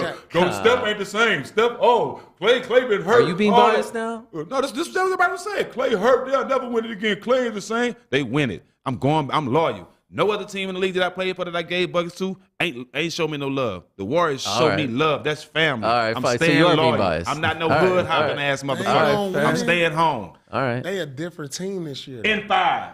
In what 5? In the finals in 5. Whoever we see in They 5. not gonna even be Sack in 5. They can't win. Yeah, I was just going to say. I don't know about that. Listen to That's my what I was team. I confused. said, listen to my I don't know team. about that one, P. Listen to my team. I said Golden State will win the NBA Finals in 5. Against It who? don't matter who we beat in the first and second round in the West Conference Finals. We win in the Finals in 5. You're not talking about Summer League finals, right? You're Absolutely talking not. about We never mention when we talk about championships. We talk about championships. We talk about the Warriors. We don't talk about them in Summer League. All right. This is a dynasty we're talking about. Okay. Yeah. All right. What One about you, of Paul? the very few dynasties. What about you, Paul? All right, 1. The Warriors ain't getting out the second round. He If they actually get picked past- who winning. He actually It's think okay. gonna lose. He's building he up to actually it. think gonna lose. I don't even want to hear because he's saying that to me. I think he wanted to He's make saying a that to point. me. He wanted to make a It's dramatic build. They gonna be beat up so much from Sack if they get past them. They not getting to the second round, let alone the finals. But yeah, I think the clear-cut favorite, and everybody say I'm biased. Oh, Yeah, here we go. I'm not. How can I be biased versus a team that's clearly the best team? Who? Milwaukee? Boston. I mean, they went into Milwaukee late in the year and won by 40. They did. Who does that? They did. Like versus a contender. They did. Like, I mean, to me, and Philly, they got Philly number. If we talking about them, the 3 contenders in the East, and way the Boston been treating them, like, boy, go stand in that corner. They gotta be the favorite. You know, I respect Boogie tremendously for many reasons, but you're the only one who wasn't biased with your pick. You had no ties to Boston. No ties. And your picks, both of you. By the way, the disrespect for Denver, not even getting a mention. Yeah, The they've disrespect. been disrespecting us for the last 2 years, giving Jokic MVP. Oh, stop it. What do you mean? Man, stop it, man. Come on. I mean, it's hard to respect Denver. Hold on, damn that. Speak. Who is give me your top 10 players of all time. All time? Yeah, and how many? And I guarantee it's probably be one that won MVP 3 times in a row. I know. That's crazy. I mean, even with Nash, they said the same thing, right? And come on, Kobe. That was a crime. Yeah. That was a crime. Listen, I don't disagree. By the way, MJ should have won like 10 MVPs. So if the top 10 players of all time that's in all our lists never won it 3 times, why in the hell is Jokic winning 3 in a row? He's probably Wait, not going to win. what you mean? If a top, what? Wait, what you If just the say? top we 10 name the players, top 10 players your top all 10. time. Never won it 3 times. Bird top 10. Okay, that's one person. Yeah. And he's white. It's so, I mean, Bird was cold, though. No, you got to hear what, you man, got to see damn what that. Magic, when You know how Magic many- talk about him. Man, you know how many black people came to the league that was the top player? That's a rarity. I opened up a can of worms here with my Denver. I was just trying to show some love to And Denver. the fact that we're speaking on the top 10 and we have a guy currently in the league right now about to win 3 in a row. And nobody in top 10 has? You think? I don't know. I think Embiid's it going to doesn't win. add up. He'll probably win. Kobe, MVP. MJ, Magic, never won 3? Let's talk about the GOATs of the game. Let's name the top 5. I mean, and how many have 3 MVPs we in never, a row? But we're in an era, but we in an era. We a different era now. It's a lot of things we ain't seen in this that's happening in this era. I agree. Westbrook get 4 seasons as a triple double. Man, like Nash like, won but it 2. wasn't even Nash the won same 2 in our energy era. with that. Pete. Nash won back-to-back in our era. What finals he been to? I got to go back and Come on, look. don't do that. Nash was cold. He was Nash cold. he won the We're 2-time not saying they're MVP, not dog. good players. He won the back-to-back MVP. Kobe went 2 months averaging 40 that year, dog. But they was weak. The Lakers wasn't that good. What did Steve So Nash it's do a that lot year? of things. It's a lot of criteria. where did that Denver go. was weak last year when he Where won. did the Suns go that year? He won the MVP. What did the Suns do? All right, let me ask y'all this. I'm gonna ask y'all a question. Who the top MVP candidates right now? Giannis, Embiid, All Jokic. foreigners. Okay. Who's Giannis' second best All player? foreigners. Drew Holiday. Is Drew Holiday better than the second best player on Denver? No. No. Jamal Murray? Drew I'm Holiday taking is the Drew best Holiday. defender in the league. Yes. Drew Holiday is the best defender in the league. Now I'm showing my Canadian bias. I'm showing. Come on, Jamal Murray. Offensively, he's not better than Keep Drew. going. Please keep He's going. not better than Murray offensively. That's not even So a thank you. discussion. You agree with That's me? not a I agree with discussion. you. Bubble Defensively, Jamal, no. Bubble All Murray. right, listen. Come on. All right, so Embiid, who's the second best player? Harden. Is he better than the second best player on Denver? Harden? Yeah. Yeah. So I don't think Harden better than Murray. I do. Right now. Harden thank you. 21 and Murray he lead do the a lot. league in assists. Murray do a lot. He lead the league in I assists. understand his flair Look is what he kind of playing with. fizzling out, but he's still 23 and 10. No, he's bro. still nice. He's still nice, but Murray, I just think Murray just brings a His impact versus Harden is not the same. What does he bring? they have the best record in the league. Yeah, it's a lot of disrespect towards Denver. I mean, come on. This is his first year back from an injury. And they my got point that I'm ACL. saying is Joker is doing more with his unit than the rest of these guys with least amount of help. Because now, who's Denver third best But they're player? not scrubs. It doesn't matter They about not who the scrubs. second option They not is. scrubs. So How if many you take MVPs Joker, Dwight Howard got? You got three Somebody other guys please tell me how on many that MVPs team with Dwight max Howard got. contracts. So obviously there's some type of talent. Oh, anybody getting the max now. That's besides the point. You know that. So to sit here and act like it's just Jokic and a bunch of role play, we have veteran. KCP is a valuable veteran on any team. Any team in the NBA would take KCP. So Dwight Howard has no MVPs, and he's about to win 3. So why are we disrespecting Denver then? I don't Come think on, it's man. disrespect. I just don't think. Why don't we believe they can win it? They're not giving championship. That's simple as that. When I look at the landscape of the NBA and I look at Denver, I'm not, I can see them winning it all. I So don't what get you're that. saying is they're overachieving. No, what I'm saying I is if you think went they're back to back. achieving Let's what put they're a able pin because they're going to achieve. kill me They're a back good there, team. guys. They're going to kill me back there. I would love to talk about this for another 3 Eric, hours, but they're going to kill let me back say there this. if we don't move If on. you went back to back MVPs, one of them 2 years, you should make the finals. That's I'm fair. sorry. That's Giannis fair. did it. That's fair. Giannis did it. I don't think they should call MVP until after the first round. I agree with that. too. I Let's see agree what with you that do too. first round, because if you get swept or you don't put up a performance, I can't give You it don't to deserve it. Right. We can end with that. I like that. Yeah, I like that. and by Right? the way, That's real. hey, that's a nice little plug for our colleague Rachel Nichols, who spoke to Dirk Nowitzki, who said he was embarrassed after he got the MVP when they lost in the first round. He said, Yeah, give we it to whipped someone that else. ass. Exactly. That's on the new episode of Headliners with I Rachel took his Nichols. How game and about put that? it in my pocket the whole series and gave it back to him after the You series. did. Then you can go We play somewhere else, believe. Dirk. Yeah, You can that's have right. it back. It's mine. By the way, you spoke, Stack, to Ryan Garcia. You spoke to both guys. You spoke to Garcia and Gervonta Davis. Two tremendous conversations. Both you and Matt have. You guys, you don't need me to tell you this. You get guys to open up differently than the common folk like me. In case you missed it, here's a piece of that conversation that Stack and Barnes had with Ryan Garcia on All the Smoke. I think for me, at least, it means everything to me. I've put so much time, effort, and I've been envisioning this fight for so long. It's just always felt a fight that was going to determine what type of greatness I was going to reach. And every fight, I knew it was just leading up to this moment. Even like 5 years ago, I just kind of knew that he would be the guy that it would just so happen to be. He's the opponent in front of me that I got to conquer. And now it's here, so it's a special moment. Now I'm that's why I'm so locked in, because I know these moments don't come often. And I'm hungry for greatness. I'm hungry to just like be in a position where I reached it. I got there. I don't want to just be here. I want to get there. I want to conquer this moment. There's talks that the winner of this fight will be the face of boxing, and obviously so much has happened to you so fast within your career. You have an unblemished record with 19 knockouts. To think about possibly being the face of boxing, what does that mean to you? It's amazing. It's something that that's really what I wanted to be when I became a boxer, was to be a champion and represent boxing in the best way I can. That's why, like, if I do become the face of boxing after this, I hold great responsibility. So I'm definitely aware of that, conscious and aware of all the things I do, and that's why I strive to evolve as a man every day. Because if I get into that position, then I'll be the right man for it. What a great conversation. You could check it out right now on the Showtime Basketball YouTube channel. What a great chair he was sitting in as well. I mean, he looked like a king sitting in that chair. What impressed you most about, Ryan spending time? This kid's just 24. He's undefeated, so well-spoken, such a great fighter, I think, as well. But what impressed you guys the most when you hung out with him? I have a saying that when the moments like this, nerves don't mean you're scared. Nerves mean you're anxious about being great. And one thing about him, I grew a whole new respect for him because he understands that this is the biggest moment of his life, but you can't tell.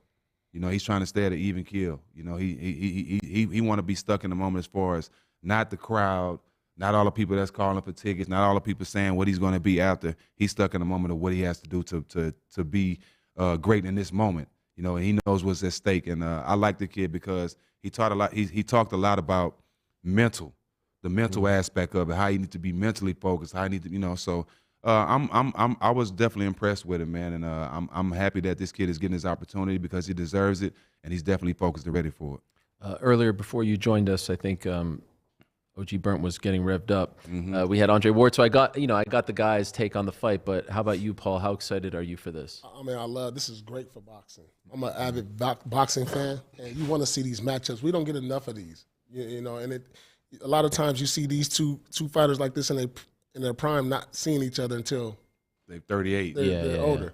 So this is great for boxing. I'm excited for the fight. I love what both of them bring to the table. Ryan's been spectacular. Tank's been spectacular. And I'm not mad at either one of them becoming the face of boxing. Right. They both have a flair about them that draws you to them. And you know, whether Tank is the champ, I'm going to go come see his fight. Whether Ryan's the champ in his next fight, so I'm paying to come see them. And so I'm excited about this. Oh, yeah. I mean, it's going to be huge. You don't have any titles on the line, but you may have the title of face of boxing on the line, which may be bigger than any actual, you know, alphabet title. You also hung out with Tank Davis, you and Matt Barnes. Tank told you guys that he was in kill mode, which is pretty serious business. In case you missed that conversation, here's a snippet.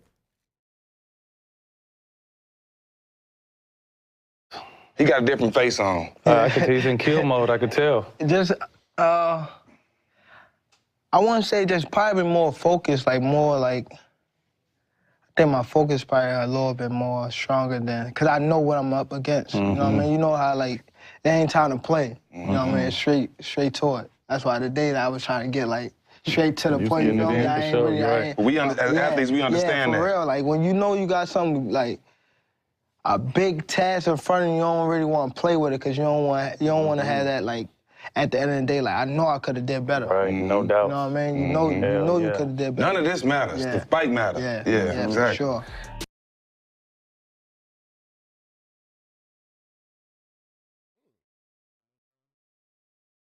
Do you guys hear me? All right, there we go. Two great conversations there. Check them out on the Showtime basketball feed. I could tell you're a big Gervonta Davis fan, Boogie. Is that your guy? Is he your favorite?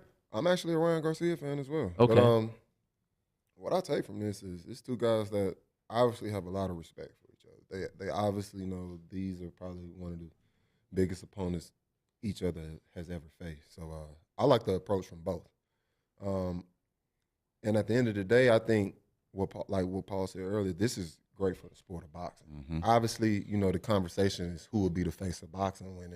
When in actuality, I think this fight creates more than one face for boxing, which is even better for the brand. For sure. Win or lose for Ryan Garcia, he's going to build his brand from this moment. It's going to be an electric fight. It's going to be a good one. I'm expecting knockouts, knockdowns, all of these things. So this is going to build his brand. And, you know, Tank is that guy already, and it's going to only continue to build his brand. I don't think with a win or loss, and obviously we're in that era now with one loss, they're off you, but these two talents are already kind of spoken for. You can see win or loss, they're still going to elevate the sport of boxing. I asked you what impressed you most about hanging out with Ryan. What about when you hung out with Tank? Just, you know, like I said, I've been to his last maybe 7-8 fights, and just the growth of each fight, you know, becoming more of a student of the game, you know, learning how to set traps, learning his fighter and learning his opponent in the early rounds, the way he's been preparing, his focus, to see him train. Like, everything has really switched, went up to another level since the Gamboa fight, right? And I've seen it in Tank. And for me, just to have somebody who, you know, grew up in the gym, you know, come from that background of boxing to nothing, and to know his camp in Calvin, you just want to see him continue to win, right? You don't, but we're going into the era though, P, where undefeated records ain't gonna matter. We're going into the area of everybody want to have those big fights, the money fights. Good. You know what I'm saying? We're going, because I talk to a lot of fighters, and a lot of them, you know, you ask them about the undefeated record, they be like, yes, but I want the big fights. I want the big money fights, right? Because that's what it's about. So I think we'll start seeing more of this. But Tank is very locked in. He wants to hurt Ryan. And I think that's what his training camp was all about, punishing somebody. By the way, I think that's the MMA effect. I think the MMA guys are fighting each other, and the boxing guys are saying, like, I want to be a part of that as well. Let me ask you something. I know you big Tank fan. You've been following him forever. He the favorite. What do Ryan Garcia got to do to beat Tank? Easy. Ryan can win this fight easy. He can win this fight if he don't engage. If he can find a way to keep Tank with the jab, use his speed and keep him away. Use his length. But see, Tank he's just been great at forcing you to engage with him, and that's what he win. If Ryan can use his length, his speed, and stay away from him and don't engage, he can win this fight easy. But Tank doesn't get the credit he deserves for how methodical he is. He's smart, bro. He's a very smart smart up fighter. in that gym. Obviously, it gets kind of hidden behind his power because he's an incredible puncher, but he's a very smart fighter. Sure. Very smart, and he doesn't get a lot of credit for it. Footwork, movement in the ring, hand speed, he does it all. I think Tank is one of the best pound-for-pound fighters on the planet. Probably doesn't get enough credit in that regard as well, and doesn't get enough credit for selling out arenas in different markets consistently. Like I do agree, he is the A side. Yeah. Obviously, I don't love some of that other stuff, but he is the A side, and he should have dictated, the way this went. Remiss. If I don't mention, like there's some stuff that he has to deal with outside of the ring, and that's the shame here, right? Like you win this, you're the face of boxing, and now there's other headlines. How can he stay on this right path? Because it does seem like you talk to Leonard Elby, and he's like, he's a great father, he's doing the right things, but he needs to stay out of the other headlines, right? Well, I'm gonna keep it 100 about that. So the situation that came out with his last fight with his kid's mother, that's resolved. She said none of that was true. She came out in the media and fixed that. So there's no need for us to even speak about that. The situation that he's dealing with now, that he has to deal with, that happened before the Gamboa fight. Sure, 2020. So ever since that Gamboa fight, he's been on another note. So I think he's putting that behind him, and hopefully he can put that behind him and continue to elevate. But one thing about me, even when I was on the last one, I had to stop somebody for bringing that up because before the fight, his daughter's mother came out and said none of that was true. So there's no need for, we got to stop speaking about stuff. And I'm not talking about us. I'm just saying as a whole, even with Ja Morant, he wasn't even guilty. But the whole time people were talking about him like he was guilty before even people got down to the whole thing of it. Tank is a great kid. We all make mistakes, but those things, I think those things are behind him. And I don't think those things will be a problem going forward because I really think like he's locking in now, Ariel, to be a real professional in his boxing space right now. Let me tell you something. Every great superstar goes through some adversity. Absolutely. And, how they come from it, that's what make people gravitate toward them. I mean, there's only probably one person. Like, LeBron's probably the only one that's never really been through a lot of adversity. But he's had the most pressure. But he's had the most pressure of any superstar ever. Right. From the time he stepped out of high school. But, like, if you go back, Floyd dealt with his issues. Kobe dealt with his issues. Mike Jordan dealt with his stuff. Magic. Everybody. Magic. But how they all rose to the top. And it's a great story. And so Tank he go through his shit. And so, how he come from that puts you on another level. Yeah, man. You appreciate it more. You got to root for him. You know what I'm saying? Because of it. And that's what you love about people are willing to forgive. People love a comeback story. Especially if you own it. Yeah. You know what I'm saying? Especially if you own it and like, yeah, I did it. You know what I'm saying? But I know what I got to do to put this behind me. You know what I mean? I think he did that for the most part. And so in saying that, Tank has all the makings to be in the stratosphere with Floyd, Ali, and all that because of his story. Yep. It's a tremendous. That's deep, That's deep. Yeah, no, it's 100%. And the only reason I bring it up, by the way, is I said the headlines, right? I said, because people are going to bring it up and people are going to try to make things. And it's the craziest thing about that? And I'm talking about as a media guy too. This is a big problem with media. We'll always report the initial thing, but then when it gets resolved or the outcome, it's on the back page, right? It's on the back page. I hate that. I absolutely hate that. That's a problem. I can't speak for all. But it's Showtime Basketball. We don't do that. We don't do that. We don't do that here. You know what I'm saying? We solid as they come. That's right. You dig? You asked Paul. You asked him. What could Ryan do? Yeah. Do you think Ryan can pull this off? He's the underdog going into this one, and rightfully so. Do you think he could pull this off, or do you think this is going to be one-way traffic? I think he can pull it off. You think so? He's shown he's shown what type of talent he is. He's shown that he's willing to even take this fight. Right. You know what I'm saying? Most people in this stage, they like wait a little longer. He wants to be a superstar. He wants to be at the top of the mountain. So absolutely, this ain't. I don't look at Ryan in this fight as like I want to fight because of the money. I truly believe he want this fight because he been wanting to be there. You know what I'm saying? And when you have that type of passion, you can win. Can he outwork him? I done seen hard work beat talent when talent didn't work hard. We done heard that saying all day. You feel me? So it's possible for sure. This is not. If you look at the spread, I think it's what 2-1. Yeah. So it's close. Yeah. You know, and the odds makers are never way off. And so, but we know when it's that close, anything can happen. Ariel, I got a question for you. Sure. With this being Ryan's biggest fight, can the lights be too big? Can the lights be too bright for him?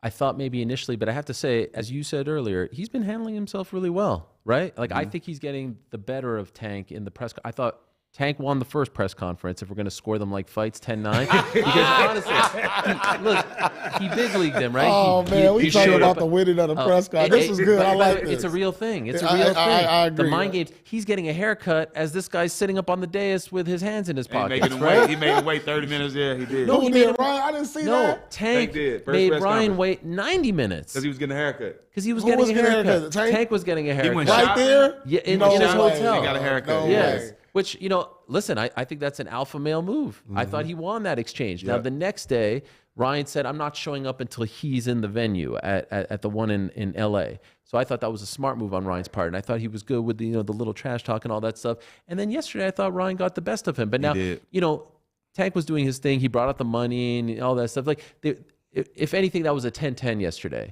which makes it even going into, the weigh-ins later today. Shout out to the weigh-in. But listen, Paul, this is all a part. That's why I love the fight game, right? You don't get this in the NBA. I love basketball too, just as much as fighting, but like the fight before the fight, right? The trash talk, the press conference, the stare down. Who looks away first, right? Who backs up? Do that sway who you bet on? Like, well, I don't bet because I'm, I'm. But I'm just saying, you think that is like 100%, 100%. There have been times where I've seen fights. I was like, I remember Conor McGregor, Jose Aldo. I cover UFC a lot. Conor McGregor, Jose Aldo in this city. Conor was talking all kinds of craziness, and Jose Aldo was undefeated for 10 years. He was the greatest featherweight champion of all time. And come fight week, Conor is so confident, right? I mean, there's no one who's been more confident than him. Aldo looked rattled. Aldo looked nervous. Aldo looked unsure of himself. And what happened? He got knocked down in 13 seconds. Damn. And so I remember talking to my friend. He's like, this guy doesn't seem comfortable in his own skin. And Conor shows up there with the shades, with the suit. So I think it's a real thing. And if you're the young gun coming up, you kind of have to fake it till you make it. And I think Ryan's done a great job of that because everyone thought he would be rattled. He would be the deer in the headlights. And I think he's done a great job. I think he's represented himself very well. Let me ask you another question, Ariel. Please. You've been asking this question. What can we get from the weigh-in? What will we be able to tell from the weigh-in? I've been to a lot of them, but I want your opinion. Well, first of all, how does Ryan look on the scale, right? Okay. 136. Does he look drained? Does he look drained? Does he look, sunken in here, the face, all that stuff? Does he look sort of like tentative? I mean, what does he normally fight at? Well, he has fought at 135 and whatnot, but the last two fights were above 138, 139. He walk around at 140. Yeah, he's a tall guy. He's growing. His days of fighting at 135 are over. Yeah. There's a reason why they said come down to 136, right? So I'm curious to see how he looks. Curious to see how he looks tomorrow. I agree with Andre Ward. Andre Ward said that the rehydration clause will be a big factor in Gervonta's favor. And I do believe that it will be a big factor. And I actually feel like the commission should stop that from happening because I think that's unhealthy, right? You're about to fight in 12 hours. You shouldn't be cutting weight. Right. You shouldn't be like... I get Tank saying, let's put this in the contract to mess with them, but Nevada should say, we're not allowing doing this. that, right. This isn't high school wrestling. High school wrestling, you weigh in and then you go compete. You can't do that with this type of like dehydration that they're going through. So I'm really curious to see about that, and I'm curious to see who gets in whose face. Who tries to big league the other guy, you know what I mean? Yeah. Ryan's bigger, so if I'm him, I try to tower over the smaller man. All that stuff matters. I love that stuff. It's going to be outside. I mean, what's better than this? And wait, 3 o'clock. Come on, man. Imagine you see a face-off with Draymond and Sabonis. Would love to see that. Would love to see that. Face-offs are the best. I just want him to mean it. What do you mean it? Man. Mean it. I'm not staring at you just for the hell of it. Sure. And and by the way, we're talking a lot about the main event, and we're going to wrap here in a moment, but David Morrell fighting in the co-main event. You know a lot about this young man. So tell the Yes. people, because one of the big things I think that boxing naysayers have said over the years is like, it's only just the main event, right? You make us pay $85 or whatever it is just for the main event. But people need to know who David Morrell Jr. is, right? Yeah. David Morrell Jr. Tell is a them. problem. I mean, you could go to all Tank fights. He had Boots fight on the co-main last, so it's always a good co-main. But David Morrell is a Cuban fighter, fighting out of Minnesota. But he's training a lot with Ronnie Spencer, same one of the Charlos trainer out there in Houston. He's been taking all Canelo mandatories and knocking people out. All the guys Canelo's supposed to be fighting, that's his Mandos, David Morrell been fighting them and putting them on the canvas. Strong Cuban fighter, heavy hands. He's one of those guys you need to be talking about with Benavidez and all those type of guys, because this kid is coming up and he wants to fight the big guys. He wants to have the big fights, but he ready to knock some people out. He's coming, and like he's a star, bro. Like Ariel said today, when you see him, you can tell he's already a star. But when you see him in the ring, he got some power, you get there bro. And watch him? He got some power. I'll be there. Yeah, he's the co-main. He's the co-main. Oh, Paul, you're the kind of guy who shows up just for the main event? You're one of those? Yeah, I'll be getting there like about 8:30. Just for the main event? You don't watch the early fights? Because I go to dinner real quick, throw a couple back. He got a routine. Yeah, I mean, but this one, I'm going to come since that gassed him up. Yeah, he lied. I'm going to get there early. And what I love about that young man, he's just 8-0, and he's calling for the big dogs. Usually you're calling for the big dogs at 20-0, right? Or 15-0. And he could have turned down those mandatories for Canelo. He could have turned them down, but he took them and knocked them out. What's the best fight you saw live? The best fight biggest, like what's the one that sticks out? Probably my biggest probably was Floyd Mayweather, Ricky Hatton. Oh wow, you were at that right here. It's only one Ricky Hatton. Yeah. The whole arena screaming that and he crowd walked was into crazy. a left hook in that corner, and Floyd laid Who were him you down. playing for at that time? I don't remember. You don't remember? I don't remember what year that was. 2008, 2007, something I was like that? probably in Golden State still. Right. Yep. And did you go in the middle of the season? Yes, we flew men out just to take tickets to take turns buying tickets to every Floyd Mayweather fight. We would take turns and we would meet. We would fly in the day of, meet Sam Watson at one of the cages in the casino, break him off, and get tickets. Oh, sick. You were with Golden State, by the way. They're letting me 2007 December, so it was in the middle of the season. Yes. So you had to make sure that you guys weren't playing that night. We had Don Nelson, so nothing mattered. What does that mean? We did whatever we wanted. You have to tell him in advance? Just think, after we beat Dallas in the first round of the playoffs, he had a party at his house. And as soon as me and Matt walked in, he was like, Jack, Matt, go in the back. Woody Harrelson and Owen Wilson are rolling doobies. So this is our coach. Really? He was cool with us smoking weed, so going to a fight was nothing. Did you even have to tell him? No. Wow. That is amazing. Don Nelson was our guy. What a legend. He looks great. Great. And he has his own kush in Hawaii called Nelly Kush. Y'all need to go down there and try it. I've been there. 420. I've been there. I haven't tried it. You have tried it? We got to get down so there. Nelly and You I've tried been it? in Hawaii, and Nelly and Willie Nelson are really good friends. They partners. Wow. Yeah, they partners. Yeah, I've been in Hawaii and messed with them. You smoked the Nelly Kush? How is it? It's fire. It's fire. I have not tried it, but it sounds fantastic. What about you? What's the biggest fight you went to? Man, I've been to a lot of big fights. All right, it's hard to say the biggest fight because Floyd was always an event. Yeah. So I don't know, maybe Floyd, Canelo. But my favorite fight was Tarver versus Roy Jones. Oh my God! I sat after Tarver knocked him out the arena. Nobody left the arena for an hour because everybody was in that much shock. They were hurt.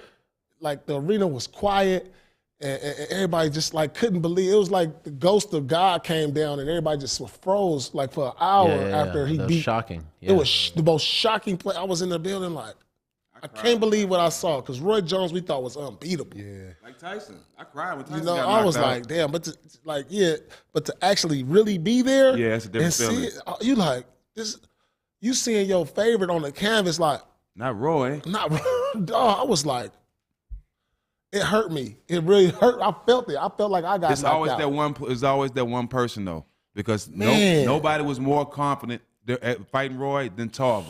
Tarver was Man. talking the whole week, saying, "You can't run now, Roy. You know I'm finna beat you," and he just had his number. Yeah, he there's just always knew that it. one guy, He right? knew it. Yeah, Man, I couldn't believe Is it. Ryan that guy for Tank? I was We'll just gonna see. say that, but then I was thinking you guys are gonna call me biased. And all that. I was thinking that. Could be. Could be. I want to ask you about what's next for Tank if he wins, but I feel like before we get to what's next, can we get the official predictions down the Yes, line? yes. Start with you, Boogie. I got Tank.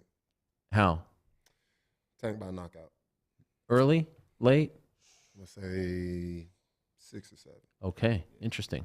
I got Tank in 8. Tank in 8. 8. Knockout, huh? Man. Knockout in 8. He gonna figure him out. He gonna wear him down, knock him out in 8. All right, I'm going Ryan by decision. Whoa.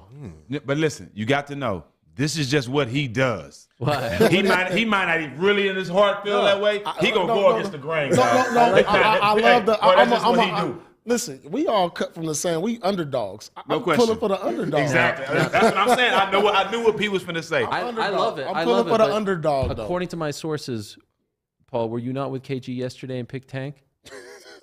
That's what I'm Hey, saying. listen, just like the line change. Do the line change hour by hour and day by day? Okay, so yesterday was Tank. Today it's Ryan. So yesterday was Tank. Today was I Ryan. heard Kawhi didn't play. The line moved. So what made you move now? What made you go? Is it just them picking against you? Because I think dude know he gonna out. Because I know Tank, the pattern of his fights. He don't get off to early starts. First 2 he rounds. He developed like around 5-6. So if Ryan keep the distance and just jab and just throw his punch, he gonna throw more punches. Yeah. I think he gonna win by decision. If he go the distance, he gonna win by decision. Okay, so then true or false? If Ryan does win by decision, do they rematch They it? got to. Of course, got to. Tank. Immediately? Immediately. All right. If Immediately. Tank wins via knockout or decision, do they rematch it? No. No need? Tank gonna fight. We got to see Devin Haney next. Either Haney. He gonna fight the He's winner. fighting Lomachenko. He might fight the winner out of that. Another cross promotion fight. Yep. They got to do it. By the man. way, I'm tired these of this. 135ers, they're the ones telling everyone how it's done, That's how right? it's The supposed to go. 135 division is the best division in boxing. Yep. Ain't no question. Yep. I mean, they are all doing it. It's incredible. Whether it's Lopez, whether it's Kambosos, whether it's Haney, Lomachenko, these two guys. I know that Shakur as well, who just looked fantastic a couple of weeks ago. It's the 35ers and the women. Yeah. They're the only ones who are going after the big fights. Everyone else is just. Shout out to the GWOAT. Yeah, shout out. The GWOAT. Carissa Shields. Carissa But Shields. she's not the GOAT, by the way. She calls herself the GOAT. I know. So. But she's not. Katie Taylor's I number one. met her at the Olympics. Oh yeah. 16. Katie Taylor's number one. Well, really, Layla Ali's the GOAT. Well, I mean, right now. Yeah, pound for right pound. now. Right, pound Yeah, for pound. yeah. You met her in the Olympics? Yeah, I met her as a young puppy, and she was a star from the time I met her. She was meant for this. Yeah, she was meant she for a this. problem. I love her. She was born just for this, bro. Mm-hmm. Yeah, she's a monster. She's starting to get her just due too. Yeah, she's a monster. She's starting to get what she's worth now. I have a lot of respect for her because she went into MMA with no, experience there and lost. But it's like, no big deal. She won one, lost one. Yep. But someone of her stature with like so much to lose to go into a completely different sport, not a lot of people do that in their prime. Like no top level boxer has crossed over. No, I wouldn't do that. James Toney was the only one, but he was way past his prime and honestly just kind of needed the money. She was in her prime and did it. Not enough people talk about that and give her credit for that. Yeah, you're right. And the loss didn't matter. The loss didn't really affect her. That didn't matter at all. But you got our picks. What's your pick? I was hoping you wouldn't. I know you're not getting away, bro. Yeah, let's hear this. Let me see what you're talking about. You've been putting us on the spot all day. Yeah, and I've enjoyed it. By the way, this is great. Can we do it again sometime? I mean, can we hang out? I mean, I feel. Come Are on, we man. friends? Stop it, bro. We Okay, I'm family, sorry. man. Yeah, Come on, man. that's right. Cut it out, bro. Now. Knockout. Don't get whooped when you leave here. Knockout. Knockout. Okay, it's on. 9th round. Mm-hmm. King Ryan Garcia. Ooh, knockout. Nice. That Ninth left hook, round. the left hook from hell. Yeah. We're gonna see like Pacquiao and Marquez. Boom. Yeah, that was a crazy knockout. The left hook from hell. My The goodness. left hook from hell. Knockout. Yeah. Pacquiao got caught with a right, though, right? I'm just talking about the fall. Oh, yeah, I was talking about the fall, yeah. Remember, You're right. this is one of the Yes, sir. craziest Yes, sir. So falls you of all said time. Tank gonna down. fall like that? Like, So Tank can't take a punch. I'm just saying he hasn't taken a punch from King Ryan. That's a Ooh. different That's kind King of. Ryan taking a punch from That's Tank. true. And by the way, I agree. I think was it you who said earlier they're both going to take punches and they're Yeah. both going to get rattled. We know one man, can you take know the one punches. thing. Even though I said Ryan, but the one time I seen Ryan get hit, he went down. And by the way, He what went did down do? in sparring. Yo, but listen, people bring up that Luke Campbell fight all the time, but what ended up happening was he won the fight. People talk about that fight. He got up and dominated Yes. and won by a body shot. Yes. People talk But about he that. still went That down. body shot was like sick. if Tank catch him with the same way Dude caught him, he might not get up. I respect the dude that went down He and can't got get up. caught. That's the more only than thing. the And nigga I don't that never think been I down, think he dog. gonna be looking for that. He gonna keep the fight at a distance. I don't think he's ever fought a puncher like Tank. No, he hasn't. Nah, Without a doubt. That's the difference. He hasn't. But I mean, he's about to, and so why should that be a knock against him? I just don't think he can take a punch. You don't think so? I He's haven't only seen been, it. He's only been rocked once. What? Tank got rocked though. Tank That's what got I said. rocked. We know one Tank guy got can rocked take by a the punch. last guy. I watched him at the Staples Center. Isak Cruz? Yeah, he was punishing him. He had a broke hand. Isak Cruz landed some punches, but where did you see Tank wobble? Esau caught him with some great punch. I mean, I don't know if he Cruz, wobbled. Nobody hit him more than Cruz. No. Cruz was Cruz and Rolly Romero would be a great fight. Cruz and Shakur, I thought they was gonna make that fight. yeah. That would have been a good fight. I don't know. Yeah, but Cruz gave him a battle. That was a war. I like Cruz. Oh, that was a great I fight. like Cruz, too. But to Tank's credit, you know, he injured himself. So, I Yeah. mean, he really showed a lot in still that fight. won. And still won. Didn't get the knockout. People were knocking him for that. And then we find out that he was hurt. I just can't wait. And by the way, I'm just, you know, someone's got to win. I feel like Somebody got to win. Huh? Someone's got to win. And you know what? I want to see the rematch. Yeah. This is so much fun, right? Yeah. All right, this is a better question. All right, and I know you make your opinion, but this is how you put the pressure on who you think gonna win. They give you $100,000, like, hey, you know, here's $100,000. You got to pick one fighter. Who you put? You mean what I make in a year? No. Somebody walk in and say, here go $100,000, but You you make got to more now, bet. You got to Showtime. bet Stop on it, one of Ariel. these You make more than fighters. that at Showtime. They walk in with $100,000, say, here, who you betting with the $100,000 they put on your lap. Yeah, it's tough because the mind says Tank, right? The mind says Tank. It's tough.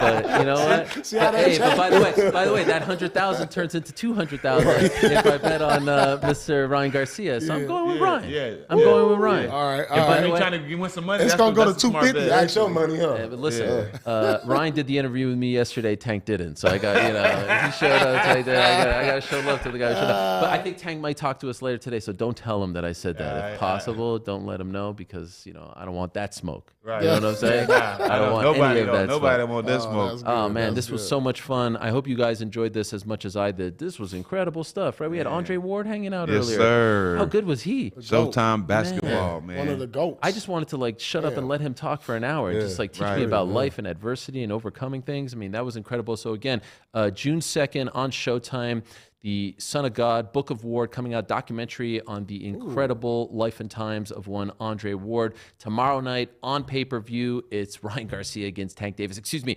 Tank Davis versus Ryan Garcia. You got to start with Same the A thing. side. Yeah, well, a lot of people care about that sort of thing, just for the record. Can't forget you, though. Welcome to the family. Thank His you. new show on Showtime Basketball. I was actually supposed to do an interview with you, and you, we I won't mention I that. had something to do. I had something to do. Yeah. I told him that.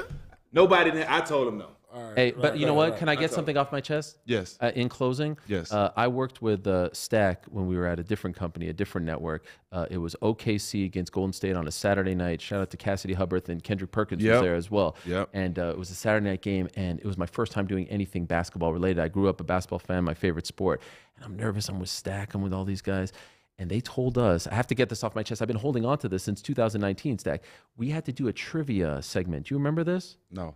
We did a trivia segment where they asked us questions about basketball, like, who is the leader in this and that. And I was a little nervous. I'm going up against you. By mistake, they sent me the questions and the answers before the show. And so I read the answers. And I beat you. And I was so happy. You set me up. And I never told you. And I feel like now that we're colleagues, I need to get this off my chest. I got the answers, my man. I got the answers. And I beat him. And I kind of felt bad, but I was also trying to impress the bosses. You know what I mean? So I got the answers. Hey, look, I was already good. You was just if you needed to win to make you look better, I'll take I had the to L. do I'm cool. it, right? I'm cool. Do you disrespect? Do you lose respect for me now? No, you my guy anyway. I had to do it, right? You my guy. I'm the new kid on the block. I'm I saying, had to read you the my answers. guy anyway. You with Showtime, and your brother owns 20. So we definitely shout brothers. out. All right, but also, bro, congratulations to you, Puerto Rico. Good luck. Good luck. I will be down there. Me and Paul. Man, I need to get down there. filming, making sure that this gets edited right. And we don't miss any footage, right, Pete? We got to know the land. We got to know the people there. We got to see what the women look like. All that. I got to do the screening. I'm screening. This was tremendous stuff. Thank you so much, Boogie. Good luck to you, my man.